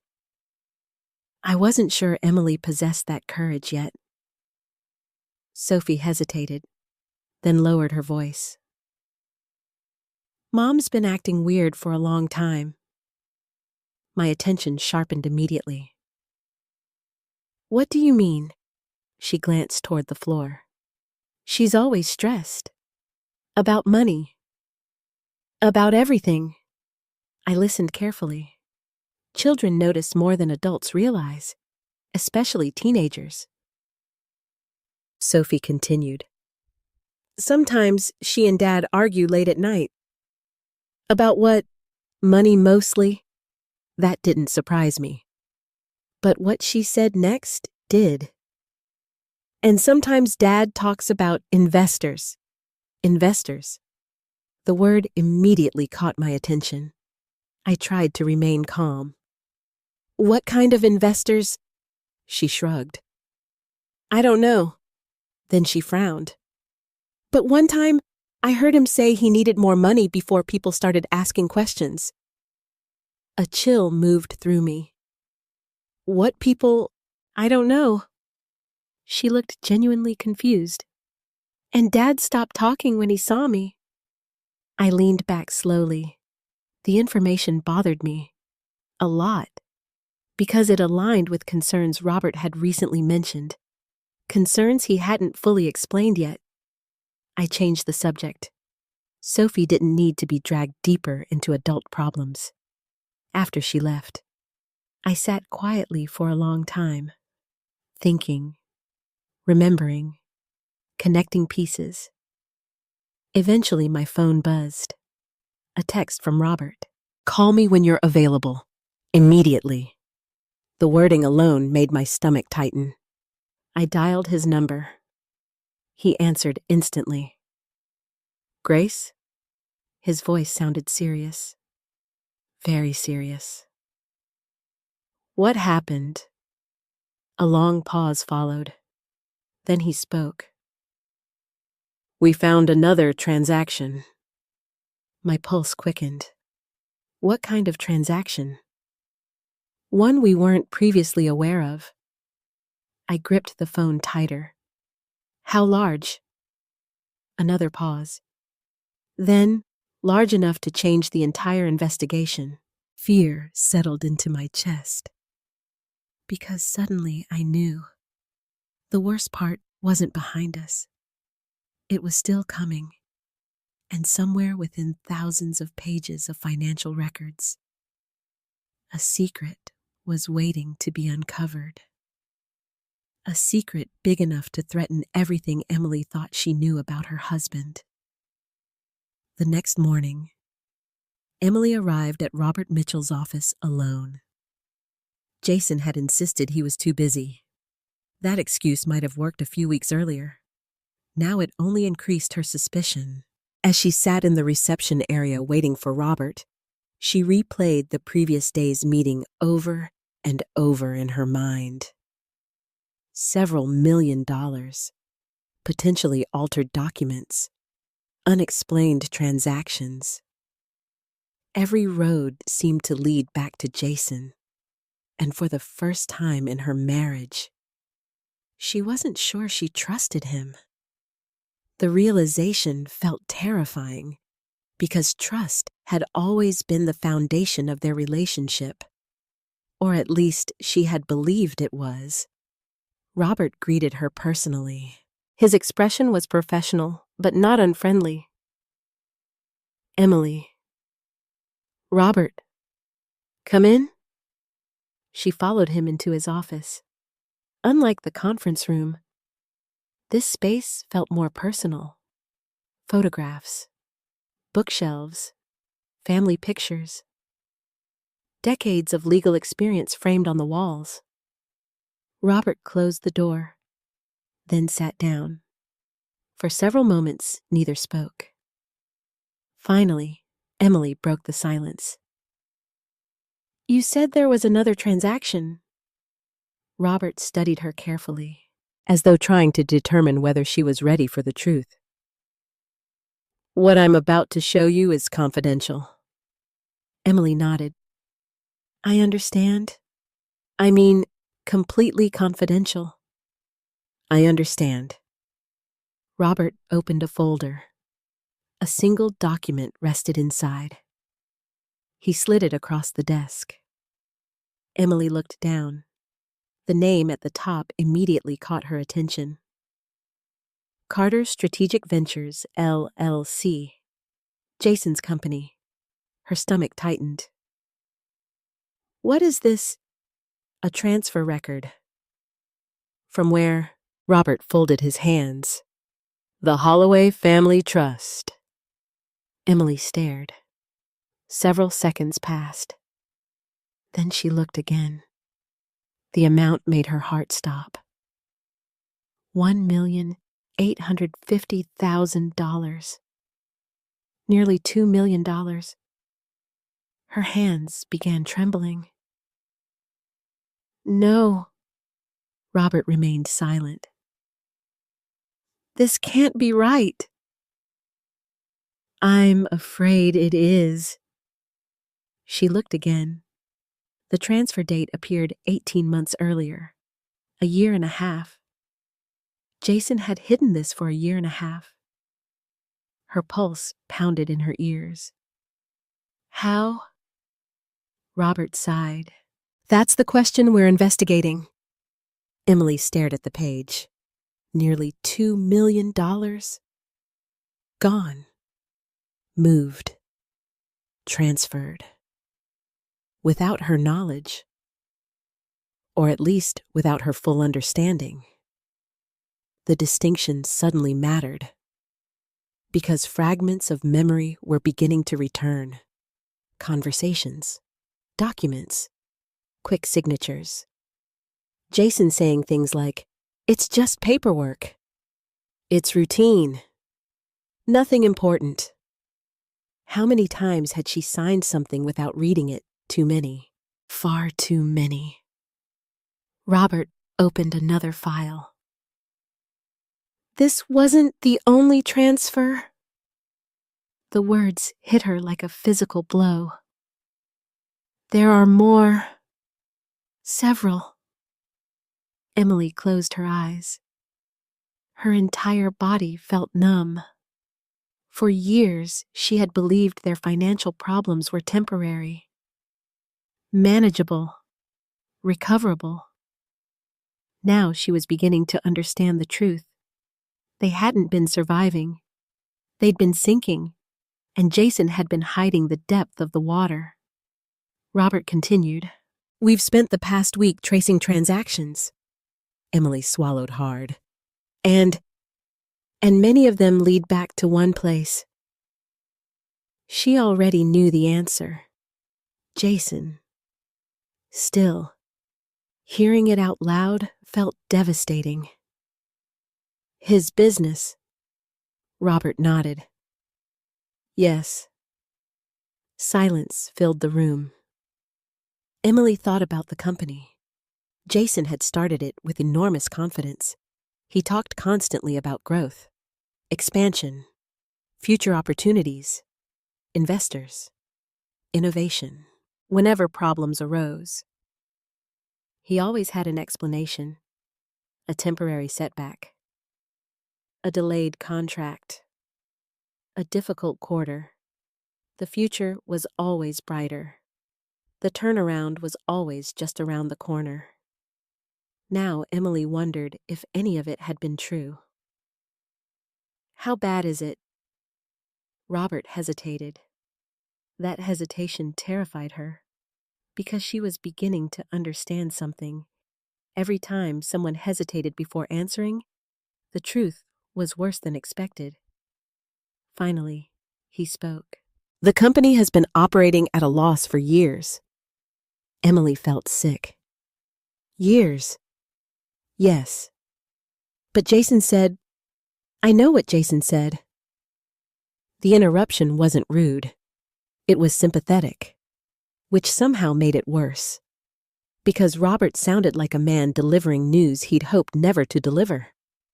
He opened another document, then another. Financial reports, debt records, loan agreements, missed obligations. Emily's eyes moved across the pages. The numbers seemed unreal. How had she not known? The answer came immediately. Because she hadn't wanted to know. She had enjoyed the lifestyle, the vacations, the house, the luxury, the image. As long as appearances remained intact, she rarely asked difficult questions. Now she was paying the price. Robert leaned forward. Emily. She looked up. I need to ask you something. What? Did Jason ever discuss private investors with you? Immediately, she remembered Sophie's comment. Investors. The word returned like an echo.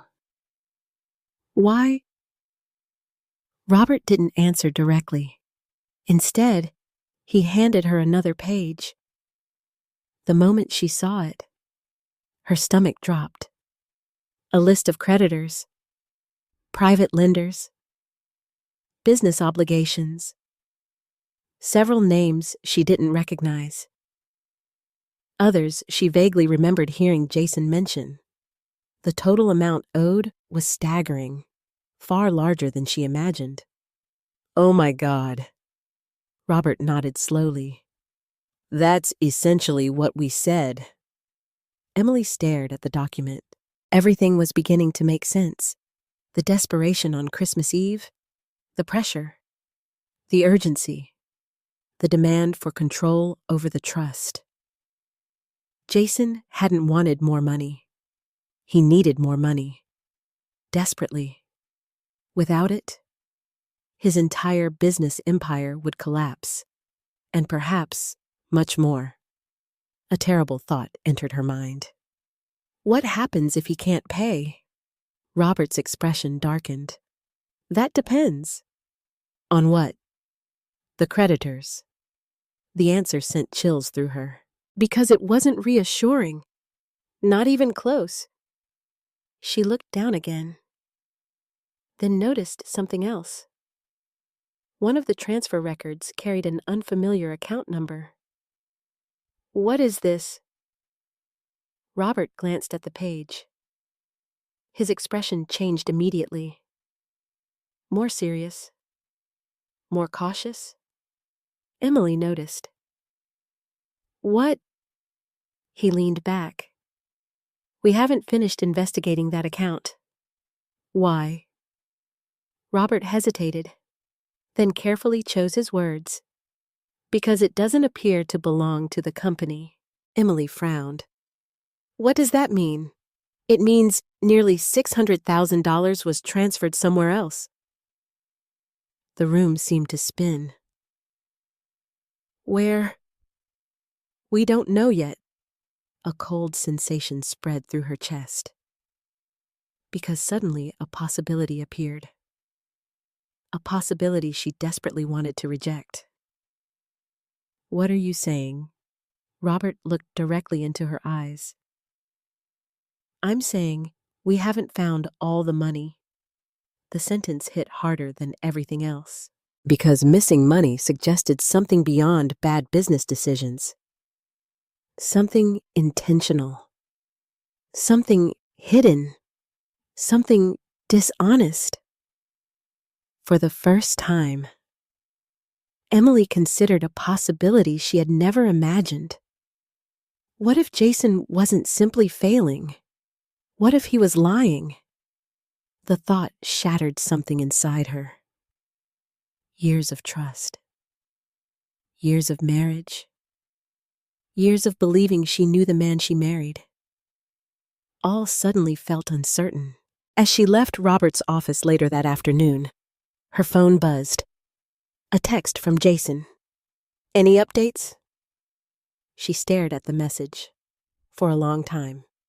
Then another text arrived. Did Robert tell you anything? Then another. Call me. The urgency felt different now. Not loving. Not concerned. Desperate. And for the first time, Emily wondered whether Jason wasn't worried about protecting her. Maybe he was worried about protecting himself. That evening, she returned home. The house felt unusually quiet. Sophie sat reading in the living room. Daniel played video games upstairs. Normal life continued. At least on the surface. Emily walked into her bedroom, opened Jason's desk drawer, and began searching. She wasn't entirely sure what she expected to find. Maybe nothing. Maybe reassurance. Maybe proof that Robert was wrong. Instead, buried beneath old paperwork, she discovered a sealed envelope. One she had never seen before. Written across the front in Jason's handwriting were 4 words, "Do not discuss with Emily." And suddenly, Emily realized she was about to learn who her husband really was.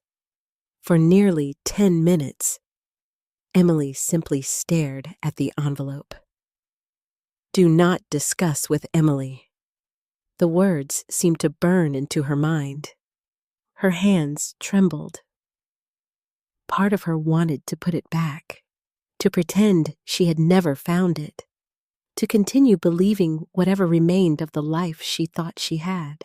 But another part of her, the part that had been growing stronger since Christmas Eve, needed answers. Real answers. Not Jason's answers. Not excuses. Not carefully crafted explanations. The truth. Slowly, she opened the envelope. Inside were several documents. Financial records. Private correspondence. Loan agreements. And one legal memorandum. The first page alone made her stomach twist. Confidential restructuring plan. Jason's company name appeared repeatedly throughout the document. So did words like insolvency, emergency financing, asset liquidation, default exposure.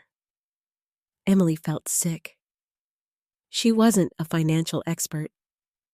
She didn't need to be. The meaning was obvious. Jason's business wasn't struggling. It was collapsing. The realization hit harder than anything Robert had shown her. Because these weren't documents from lawyers investigating the problem. These were Jason's own records. And proof that he had known exactly how serious the situation was. For a very long time. She turned another page. Then another. The dates stretched back almost 2 years. 2 years. 2 years of lies. 2 years of reassurances. 2 years of pretending everything was fine. A sharp pain settled in her chest. Not because of the money, because of the deception. Her marriage suddenly felt unfamiliar. Like a house she'd lived in for years, only to discover hidden rooms behind the walls. Then she found something even worse. A printed email. The sender's name meant nothing to her. The content changed everything. Jason, without access to additional liquidity, we expect significant legal exposure within 6 months. Alternative funding sources should be pursued immediately. Trust-controlled assets remain your most viable option. Emily stopped breathing. Trust-controlled assets. The Holloway family trust? Her family's trust. The trust her father had spent years protecting. The trust she'd tried to gain control over on Christmas Eve. Not because it was the right thing to do. Because Jason needed it. Desperately. She sat down heavily on the edge of the bed. Memories began replaying differently. Conversations she once trusted. Arguments she once believed. Suggestions Jason planted over time. Maybe your mother should simplify things. Maybe the trust structure is outdated. Maybe your father was overly cautious. Maybe you deserve more control. One by one, she saw them for what they really were. Not opinions, manipulations, carefully planted seeds. The realization was devastating. Because she had helped water them. A knock on the bedroom door startled her. Jason. Immediately, she shoved the documents back into the envelope. Come in. The door opened. His smile appeared strained, artificial. How are you doing? A week earlier, she wouldn't have noticed. Now she saw everything. The forced friendliness, the calculated tone, the careful wording, like a salesman evaluating a customer, not a husband talking to his wife. I'm fine. Did Robert call? No. A lie. Her first major lie to him in years. And surprisingly, it came easily. Jason nodded. Good. Good. Not relieved. not concerned. Good. The response bothered her deeply. He sat beside her. We'll get through this. She studied him. Would we, or would you? The distinction mattered. But she didn't say it. Not yet. Because she needed more information first. Far more. That evening, she called Robert. Can you meet tomorrow? His voice immediately sharpened. Did you find something? Yes. A long silence followed. Then, bring everything. The next afternoon, Emily sat across from Robert and me. For the first time since Christmas Eve, we were all in the same room together. The atmosphere felt different now. Less hostile. More serious. Emily looked exhausted. Older somehow. As though the past 2 weeks had aged her years. Part of me felt sympathy. Part of me felt sadness. Part of me still remembered standing in the snow outside her house.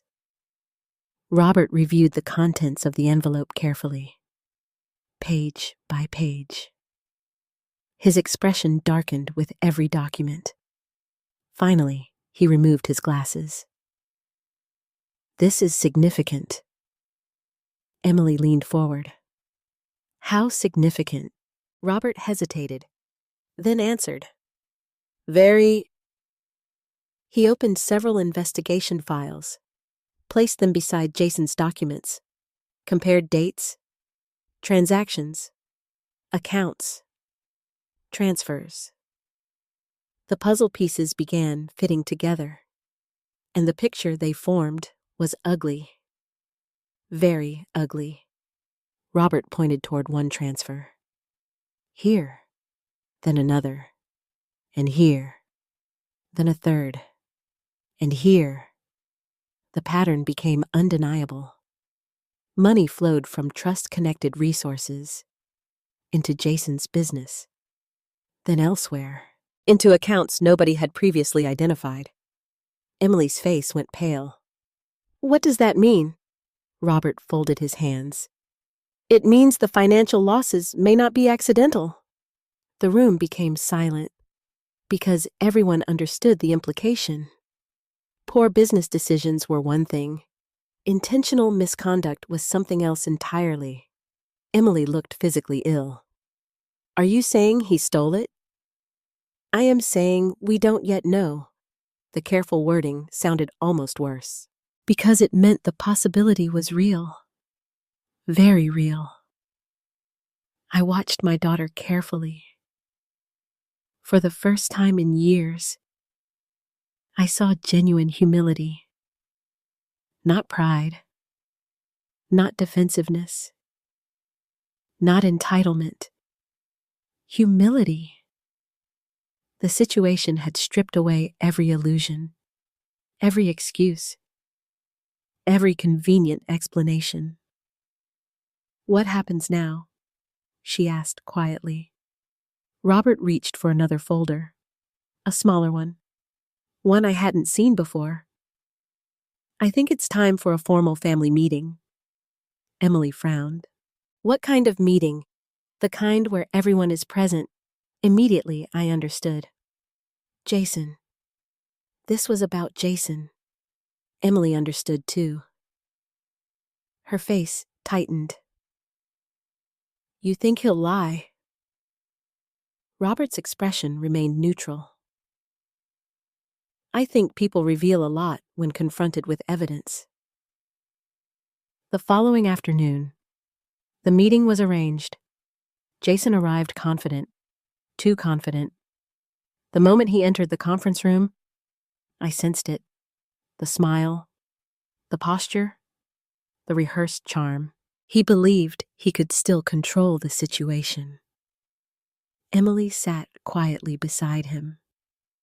Robert sat across from them. I remained at the end of the table. watching, waiting. Jason glanced around. "What's this about?" Robert opened a folder. "You know exactly what it's about." Jason laughed lightly. "I don't think I do." The performance had begun. For nearly 20 minutes, Robert presented evidence, financial records, transfers, correspondence, business obligations. Each document chipped away at Jason's confidence. Slowly, methodically, by the end of the presentation, the smile was gone. The charm was gone. Only tension remained. Then Robert produced one final document, a transfer authorization, one that directly connected Jason to several questionable transactions. Jason stared at it, his face drained of color. Emily watched him carefully, waiting, hoping, perhaps still praying for an explanation. Instead, Jason did something unexpected. He looked directly at me and smiled, not kindly, not respectfully, coldly. Then he said the words that changed everything. None of this would be happening if Grace had simply signed the papers. The room fell silent, because in that single sentence, Jason had revealed far more than he intended. He wasn't denying anything. He wasn't defending himself. He was blaming me, and for the first time, Emily saw exactly what Robert and I had seen all along.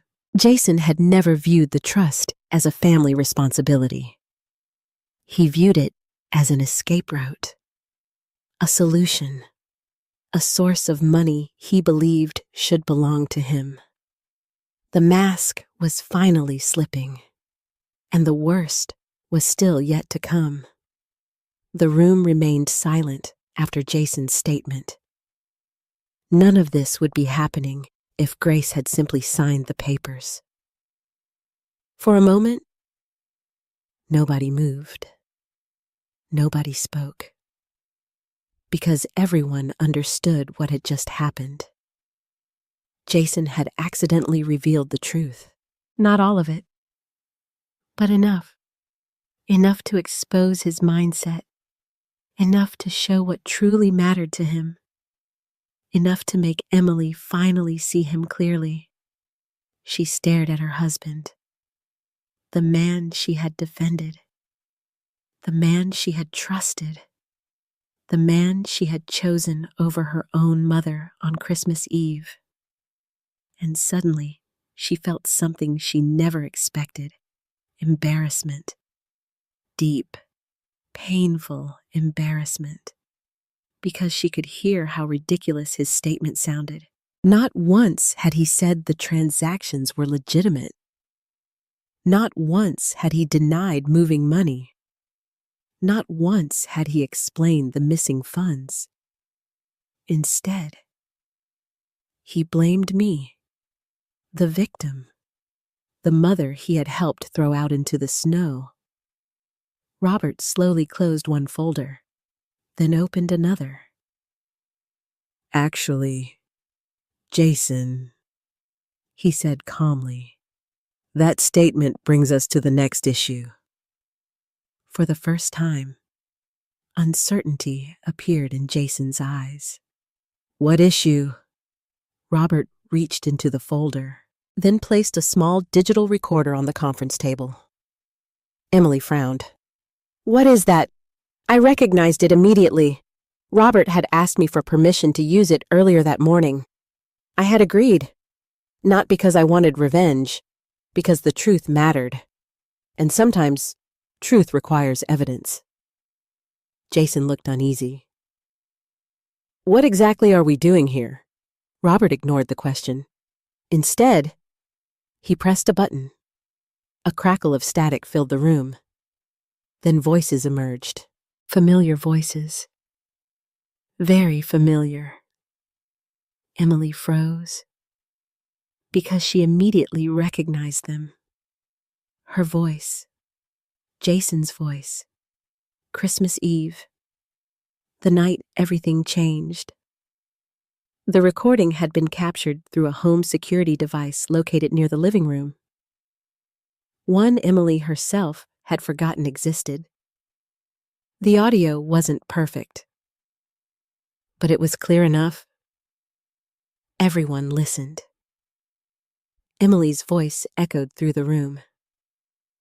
You won't help your own daughter, then mine. Refusing to sign documents I don't trust is not the same thing as refusing to help. The recording continued. Every word, every accusation, every demand. The tension in the room grew heavier with each passing second. Jason shifted uncomfortably. Emily lowered her eyes. Listening to herself was painful. More painful than she expected. Because distance creates perspective, and perspective creates honesty. For the first time, she heard how entitled she sounded, how manipulative, how unfair. Then the recording reached the most important section. Jason's voice became louder, more aggressive. You care more about protecting money than protecting family. Another pause. Then, we only need one signature. One signature. That phrase echoed through the conference room. Again and again. One signature. Not cooperation. Not understanding. Not discussion. One signature. Robert paused the recording. Nobody spoke. The silence felt deafening. Finally, Emily whispered, "Oh my God!" The words barely escaped her lips, but everyone heard them, because she finally understood. Christmas Eve had never been about family. It had never been about reconciliation. It had never been about holiday traditions. It had been a mission, a transaction, an attempt to gain control. And she had willingly participated. Tears formed in her eyes. Not because she was being exposed, because she was exposing herself. The truth was impossible to escape. Robert pressed play again. This time, another section. One that nobody except me and Robert had heard before. The recording captured a conversation after I left the house. A conversation Emily had forgotten. A conversation she never expected anyone else to hear. Jason's voice emerged first. She almost signed. Emily answered, I know. Then Jason again. If we'd gotten control of the trust, none of this would matter. The room froze. Every person, every breath, every heartbeat, frozen. Emily's face turned white. Jason immediately sat forward. Wait, but the recording continued. You pushed too hard. Emily's voice. Maybe. Jason's response. But we were close. Very close. Then came the sentence that changed everything. The sentence that destroyed whatever remained of his defense. We need that money before anyone starts looking too closely. Silence. Absolute silence. Robert stopped the recording. Nobody moved. Nobody spoke. The truth sat in the middle of the room. Undeniable. Unavoidable. And devastating. Emily looked at Jason. Not with confusion anymore. Not with doubt. With clarity. Painful clarity. What did you mean? Jason rubbed his face. It isn't what it sounds like. The oldest excuse in history. and one of the weakest. "What did you mean?" Emily repeated. He looked toward Robert, toward me, toward the table, anywhere except her eyes. That answer alone was enough. Emily stood abruptly. The chair scraped loudly against the floor. "What did you mean?" Her voice cracked. Years of trust were breaking apart. Years of marriage. Years of assumptions. Years of lies. Jason finally looked at her. And for the first time, he appeared cornered. Truly cornered. "I was trying to protect us." The response only made things worse. Us. The word felt absurd now, because everything he'd done had been about himself. Emily knew it. I knew it. Robert knew it. Even Jason probably knew it. The room remained tense. Then Robert quietly opened another folder. The final folder. The one he had saved until now. "I believe there's one more thing everyone should see." Jason's eyes widened immediately. A reaction so sudden and intense that everyone noticed, especially Emily. "What is it?" she asked. Robert removed several documents, carefully, deliberately. Then he slid them across the table. Emily picked up the first page. Her hands trembled. At first, she didn't understand what she was seeing. Then, recognition struck. A personal account.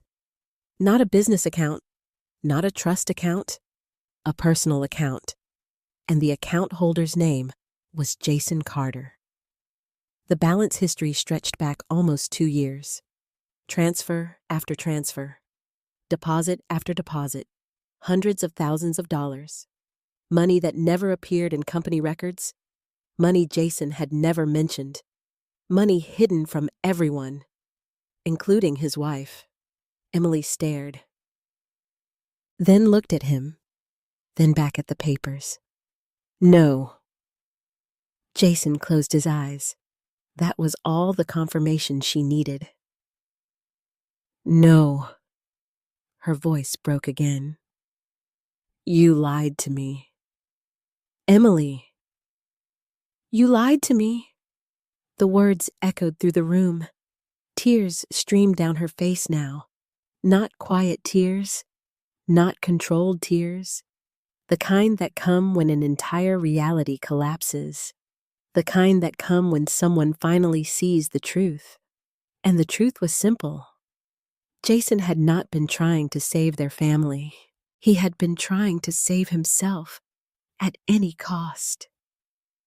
Even if that cost was my trust. Even if that cost Emily's relationship with her mother. Even if that cost the family itself. I watched my daughter carefully, and despite everything that had happened, I didn't feel satisfaction, only sorrow. Because this wasn't the destruction of an enemy. It was the collapse of someone I once welcomed into my family. Someone my daughter loved. Someone my grandchildren called Dad. Emily slowly sank back into her chair. Broken. Exhausted. Awake. For the first time in years. Completely awake. And in that moment, she finally understood something I had learned long ago. The greatest danger isn't a stranger who betrays you. It's the person you trust enough to ignore the warning signs. The meeting ended less than an hour later. Not because there was nothing left to discuss. Because there was too much. Too much betrayal. Too much evidence. Too much truth. Jason left first. Without looking at anyone. Without apologizing. Without attempting to explain further. The moment he walked out of the conference room, Emily remained seated, motionless, staring at the empty chair he had occupied. The chair looked insignificant, ordinary, yet it felt like a symbol of everything she had lost. Her marriage, her certainty, her trust. For a long time, nobody spoke. Finally, Robert gathered the folders. "I think that's enough for today." Emily nodded weakly. She looked exhausted. Not physically, emotionally. The kind of exhaustion that follows a complete collapse of reality.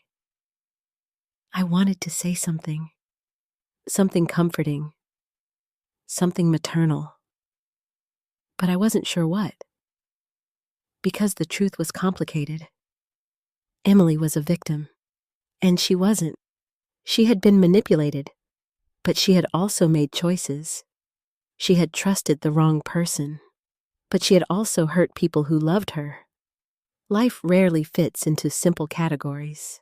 Neither did this situation. Eventually, Emily stood. For a brief moment, our eyes met. Neither of us spoke. Then she quietly walked out. The silence she left behind felt heavier than any argument. 3 days later, Jason moved out. Not because Emily asked him to, because he realized the walls were closing in. Investigations continued. Creditors were calling. Lawyers were involved. Questions kept multiplying. And for the first time, charm wasn't enough to solve the problem.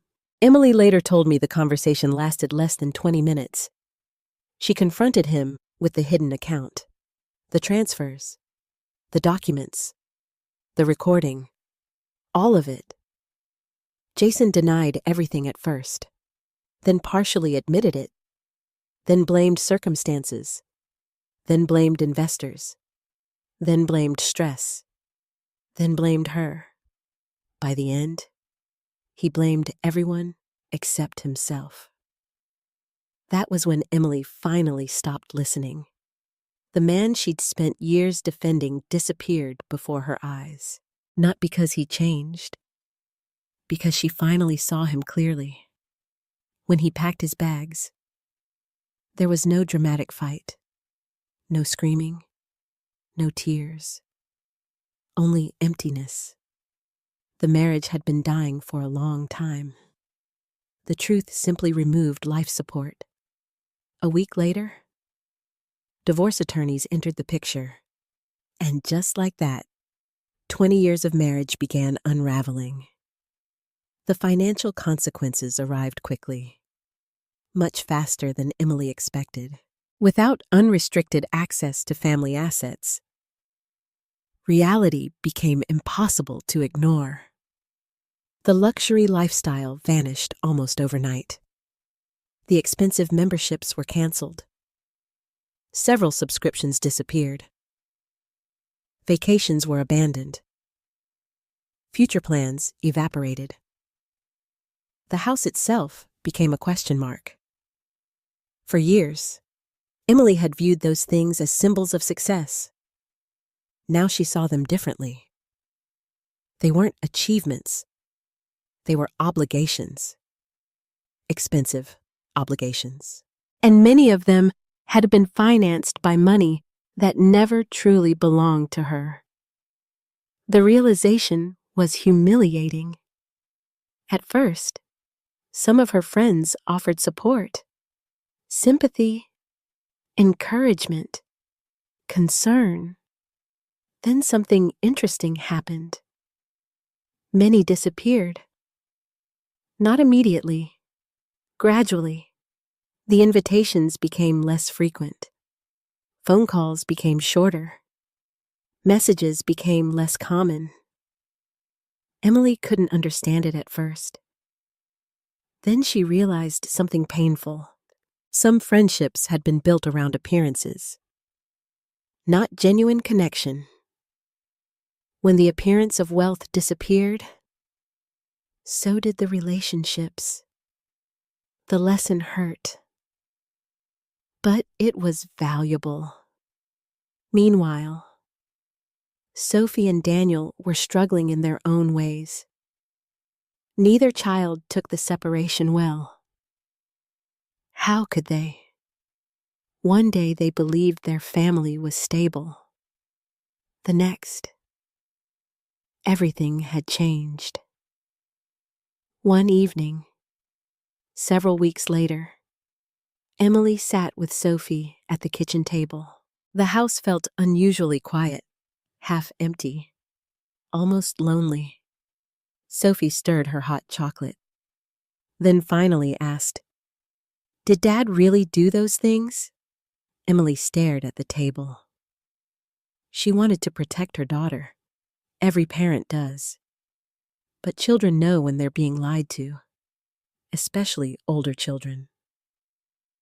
Some of them, Sophie nodded slowly. I thought so. The answer surprised Emily. You did? Yeah. Emily frowned. Why? Sophie hesitated, then spoke carefully. Because Grandma always told the truth. The statement hit harder than Sophie intended. Not because it was cruel, because it was honest. The teenager continued. And Grandma looked hurt. Emily felt tears gathering. She remembered Christmas Eve. She remembered my face, the snow, the door closing, the silence afterward. The memory haunted her now, more than any financial loss, more than the divorce, more than the investigation, because money can be recovered. Relationships are harder. Weeks passed, then months. For the first time in decades, Emily got a full-time job, a real one. Not volunteer work, not board memberships, not social committees. Work, actual work. 40 hours a week. Deadlines, responsibilities, performance reviews. The experience humbled her quickly. Every paycheck represented effort, time, energy, sacrifice, things she'd rarely considered before. One afternoon, she called me unexpectedly. I almost didn't answer, not because I was angry, because I wasn't ready. Eventually, I picked up. Hello? For several seconds, she didn't speak. Then, Mom.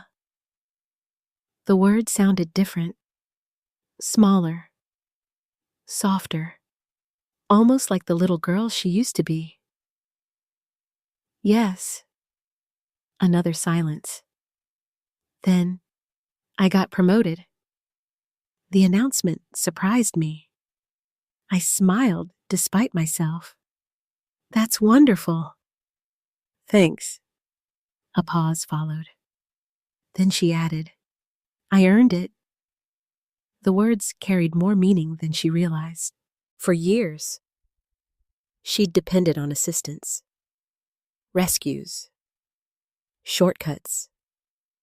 Now she was experiencing something different. Achievement, self-respect, growth. I know you did. Neither of us mentioned Christmas Eve. Neither mentioned Jason. Neither mentioned the trust. Some wounds still needed time.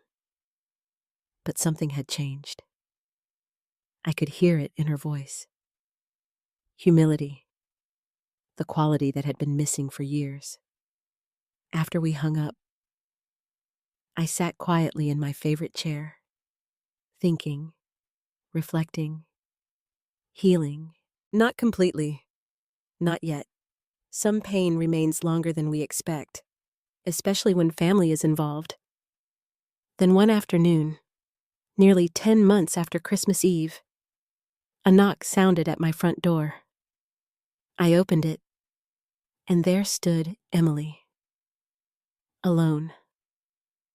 No Jason, no lawyers, no documents, no excuses. Just Emily. Her eyes were red. Her hands trembled slightly. And immediately I knew this wasn't a visit about money. This wasn't a visit about the trust. This wasn't a visit about investigations. This was something much more important. For the first time since that terrible Christmas Eve, my daughter had come to see me simply as her mother. And I had a feeling she was about to say something she'd been carrying for a very long time. For several seconds, neither of us spoke. Emily stood on my front porch with tears in her eyes. I stood in the doorway. 10 months. 10 long months had passed since Christmas Eve. 10 months since she pointed toward the door and told me to leave. 10 months since I stood alone in the snow. 10 months since our family began unraveling. Now she was here, not as a daughter demanding something, not as a beneficiary asking questions about the trust, not as a woman defending her husband, simply as my daughter. And somehow, that made this moment harder, because love is often strongest when it's wounded. Mom. Her voice cracked. Immediately, I saw the little girl she used to be. Not the angry woman from Christmas Eve, not the defensive woman from Robert's office. Just Emily. Broken. Ashamed. Human. I stepped aside. Come in. The relief on her face nearly broke my heart. She entered quietly. The familiar scent of cinnamon candles filled the house. Winter sunlight filtered through the windows. Everything looked ordinary. Yet neither of us felt ordinary. I led her into the living room, the same room where Benjamin and I had spent decades building a family, the same room where Emily opened Christmas presents as a child, the same room where Sophie and Daniel used to build blanket forts, a room full of memories, some beautiful, some painful. Emily sat carefully on the couch. I took the chair opposite her. For several moments, silence filled the room. Neither of us seemed to know where to begin. Then suddenly, Emily started crying. Not gracefully, not quietly, the kind of crying that comes when someone has been holding pain inside for far too long. I'm sorry. The words escaped through sobs. I'm so sorry. I closed my eyes briefly. Because despite everything, hearing those words mattered. More than I expected. Much more. Emily wiped at her face. I don't even know where to start. I remained silent. She needed to say this. Not because I demanded it, because she needed it. For herself. I treated you horribly. Another sob. You came for Christmas. You brought gifts. You wanted to spend time with us. She shook her head. And I threw you out. The memory still hurt. But now, I could see how deeply it hurt her too. I was selfish. She looked down. I was arrogant. Another pause. I was wrong. Those 3 words carried tremendous weight. Wrong. Not misunderstood. Not pressured. Not manipulated. Wrong. Accountability had finally arrived. And accountability changes people. I leaned forward slightly. Emily? She looked up. I forgive you. The tears immediately returned, stronger than before, because forgiveness is powerful, especially when you don't feel worthy of it. For several minutes, she cried, and for several minutes, I simply sat with her, not fixing, not lecturing, not teaching, just being present. Eventually, she regained control. A little, enough to continue. After Jason left, everything changed. I listened quietly. The first few months were awful. She laughed bitterly. I didn't know how to do anything. That surprised me slightly. Emily noticed. It's true. A small smile appeared.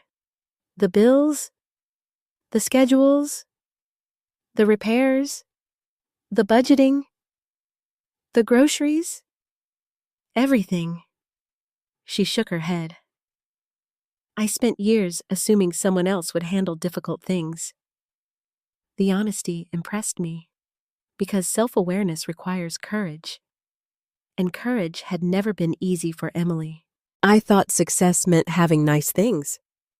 She glanced around my modest living room. Now I think success means sleeping peacefully. I smiled. Benjamin used to say something similar.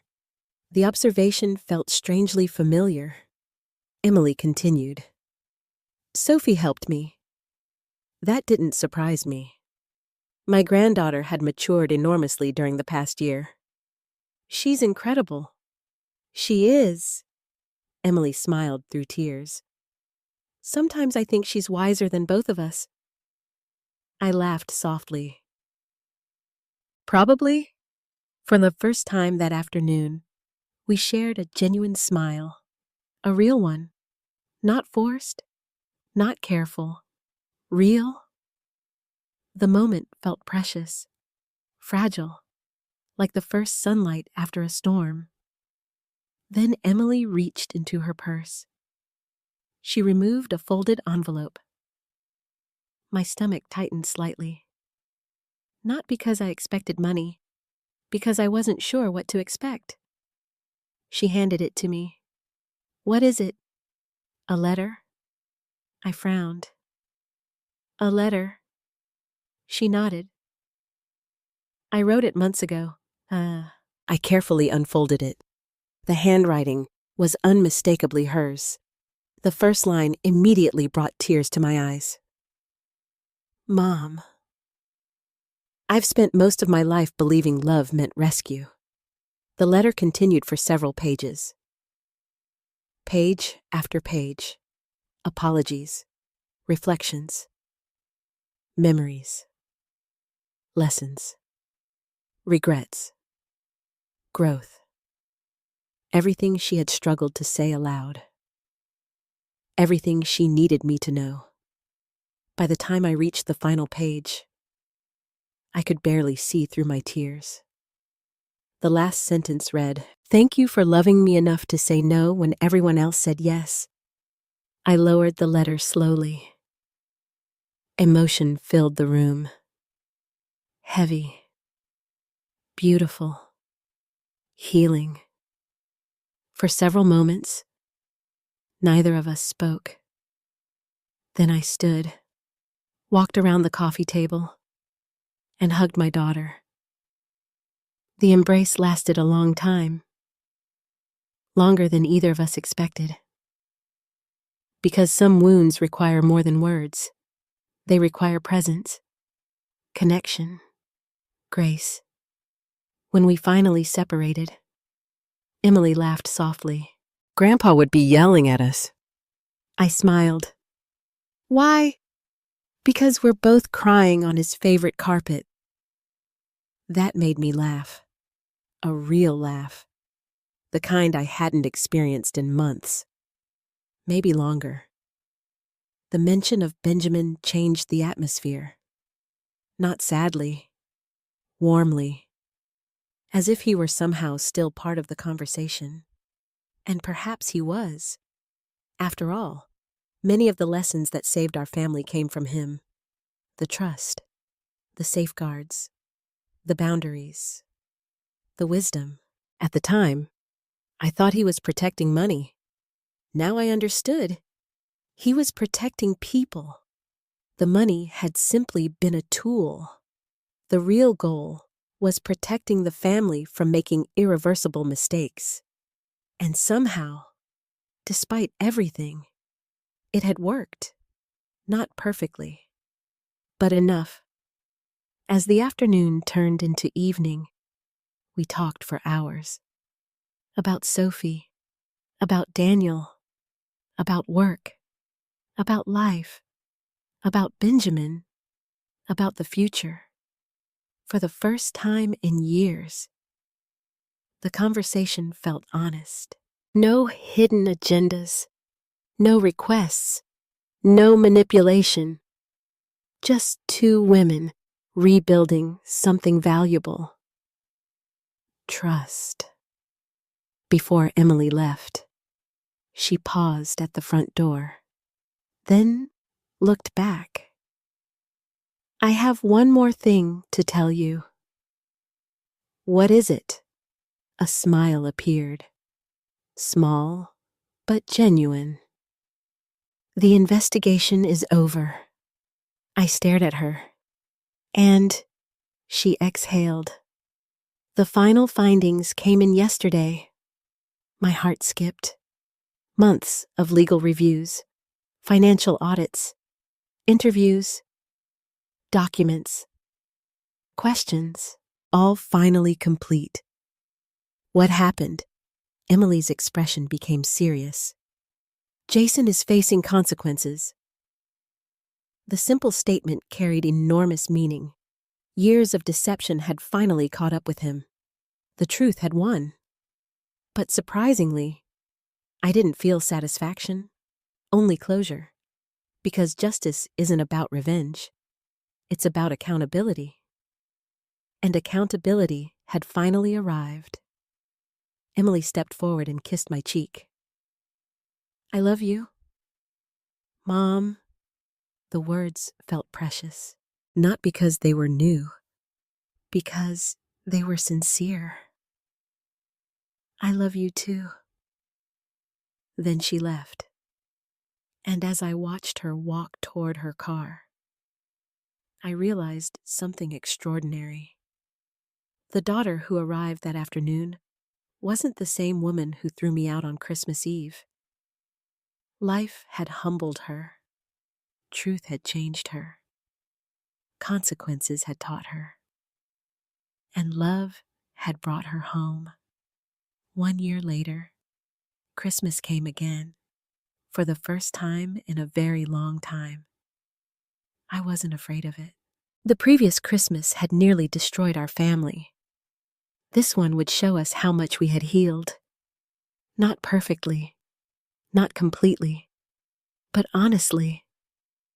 And sometimes, honesty is the greatest gift a family can receive. Snow had fallen overnight, covering the neighborhood in a blanket of white. The world outside looked peaceful. Inside my home, the smell of cinnamon rolls filled the kitchen. Benjamin's recipe. One of many traditions I refused to abandon. Some memories deserve to be carried forward. I stood by the window holding a cup of coffee and watched snowflakes drift through the morning air. At 69 years old, life looked very different than I once imagined. A year earlier, I had believed my family was falling apart. Now I understood something important. Sometimes things must break before they can be rebuilt correctly. The doorbell rang shortly after 10 o'clock. A smile immediately appeared on my face, because I already knew who it was. When I opened the door, Sophie practically tackled me with a hug. Merry Christmas. Grandma, I laughed. Merry Christmas. Sweetheart. Behind her stood Daniel, taller than ever, less like a boy every day, more like a young man. Merry Christmas, Grandma. I hugged him too. Then Emily stepped forward. For a moment, we simply looked at each other. No awkwardness, no tension, just warmth, the kind that had taken an entire year to rebuild. Merry Christmas, Mom. Merry Christmas, Emily. Then we hugged. And unlike the year before, there was no fear attached to it, only love. The children rushed inside immediately. Within minutes, laughter filled the house. The sound felt wonderful, natural, comforting, alive. I watched Emily remove her coat. There was something noticeably different about her now. Not physically, emotionally. The constant pressure she once carried seemed gone. The need to impress people had disappeared. The obsession with appearances had faded. She looked lighter, healthier, stronger. Not because life was easier, because she was finally living honestly. Later that morning, while the grandchildren helped prepare lunch, Emily and I stood together in the kitchen. A year earlier, that simple moment would have felt impossible. Now it felt normal. What are Sophie and Daniel asking for this year? I asked. Emily laughed. Nothing expensive. Really? Really? She smiled. They've changed. Then she added, so have I. The statement carried quiet truth.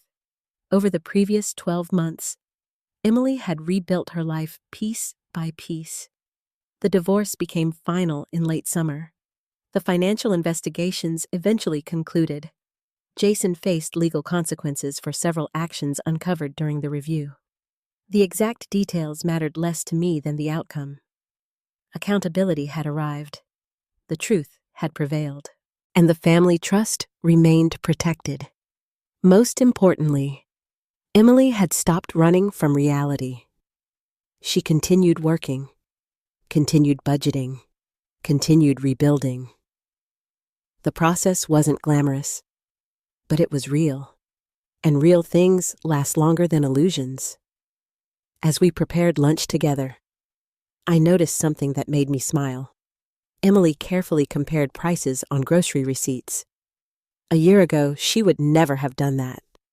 Not because she couldn't, because she didn't think she needed to. Now, she appreciated every dollar, every hour worked, every responsibility earned. Growth often appears in small moments. This was one of them. Around noon, everyone gathered around the dining table. Not the enormous table from Emily's old house. Not a luxury dining room designed for appearances. Just my dining room. Simple. Comfortable. Home. The meal wasn't extravagant. Roast chicken. Mashed potatoes. Vegetables. Fresh bread. Homemade desserts. Nothing designed to impress. Everything designed to share. And somehow it felt richer than any Christmas we'd celebrated in years. Because nobody was pretending. Halfway through lunch, Daniel raised his glass. I want to say something. Everyone looked at him. The teenager suddenly seemed nervous. But he continued. This is the best Christmas we've had in a long time. Silence followed. Then Sophie nodded. He's right. Emily looked surprised. So last Christmas wasn't your favorite? The children exchanged looks, then laughed. Even Emily laughed. The tension disappeared instantly because everyone knew the answer. Last Christmas had been a disaster, but this Christmas felt different, honest, safe, real. The conversation eventually shifted toward memories of Benjamin. Stories began flowing naturally. Some funny, some touching, some emotional. Sophie shared one I'd never heard before. Apparently, Benjamin used to secretly slip $20 bills into her backpack whenever he visited. I laughed so hard I nearly spilled my coffee. That sounds exactly like him, Emily smiled. He used to do the same thing to me. For a few moments, it felt as though Benjamin was sitting at the table with us. Not physically, but emotionally. His wisdom, his values, his love, still shaping our family, still protecting us, still guiding us. Later that afternoon, while the grandchildren played board games in the living room, Emily and I stood outside on the back porch. Snow covered the yard. The air was cold, peaceful, quiet. She looked out across the neighborhood, then spoke softly. "You know what I've realized?" "What?" She smiled. "I thought losing everything would destroy me. I waited. Instead," she laughed quietly, "it saved me." The words surprised me, not because they were wrong, because they were true. She continued, "If the accounts hadn't been frozen, if you had signed those papers, if none of this happened," she shook her head, "I would have kept living the same way, chasing appearances, avoiding responsibility, ignoring warning signs, believing money could solve problems created by character. It couldn't. And now she knew that. I hate what I did to you." Her voice softened. "I always will." I placed a hand on hers. "I know." A tear slipped down her cheek. "But I'm grateful for something." "What?" "You didn't give me what I wanted." The statement brought tears to my own eyes. Because sometimes love means saying yes, and sometimes love means saying no. The wisdom is knowing the difference. The sun slowly began setting. Golden light reflected across the snow. Inside the house, laughter echoed through the windows. Family laughter. The kind I once feared I might never hear again. I looked at Emily, then toward Sophie and Daniel inside, then toward the sky. And for a brief moment, I thought about Benjamin, about the trust, about the protections, about the difficult decisions, about Christmas Eve, about the snow, about the closed door, about everything that followed. Then I realized something. The frozen accounts had never been the real story. The real story was what happened afterward. A daughter learning accountability, a mother learning boundaries, a family learning truth, and a second chance none of us expected. As darkness settled across the evening sky, we returned inside together. The house glowed with warmth. The children laughed. The Christmas tree sparkled. And for the first time in a very long while, our family wasn't built on appearances. It was built on honesty. which meant it was finally strong enough to last. Sometimes the people we love most can hurt us the deepest. That truth is painful, but it is also part of life.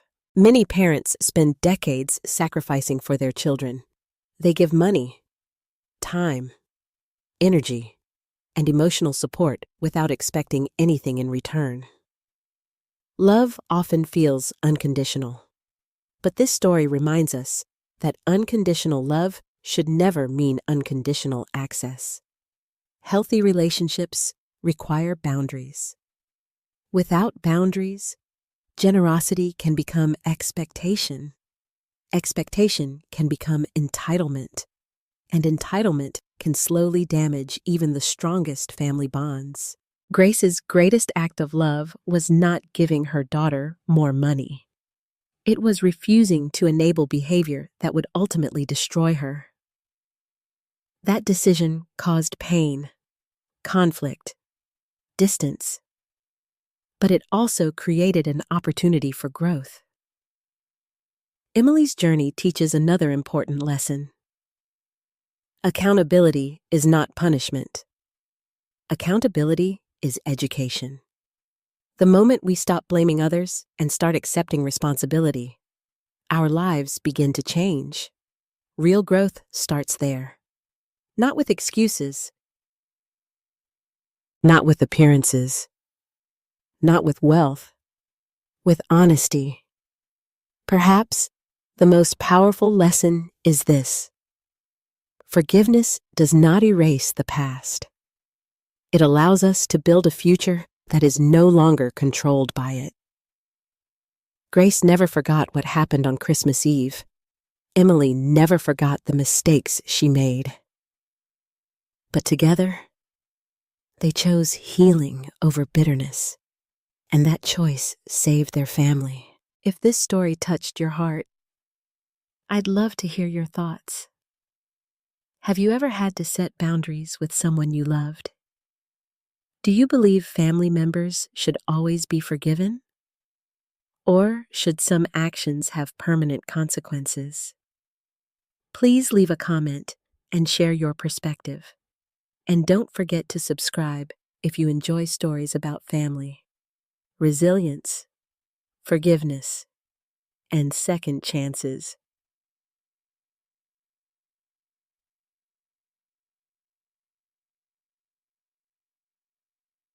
Thank you for spending your time with me today, and wherever you are in the world.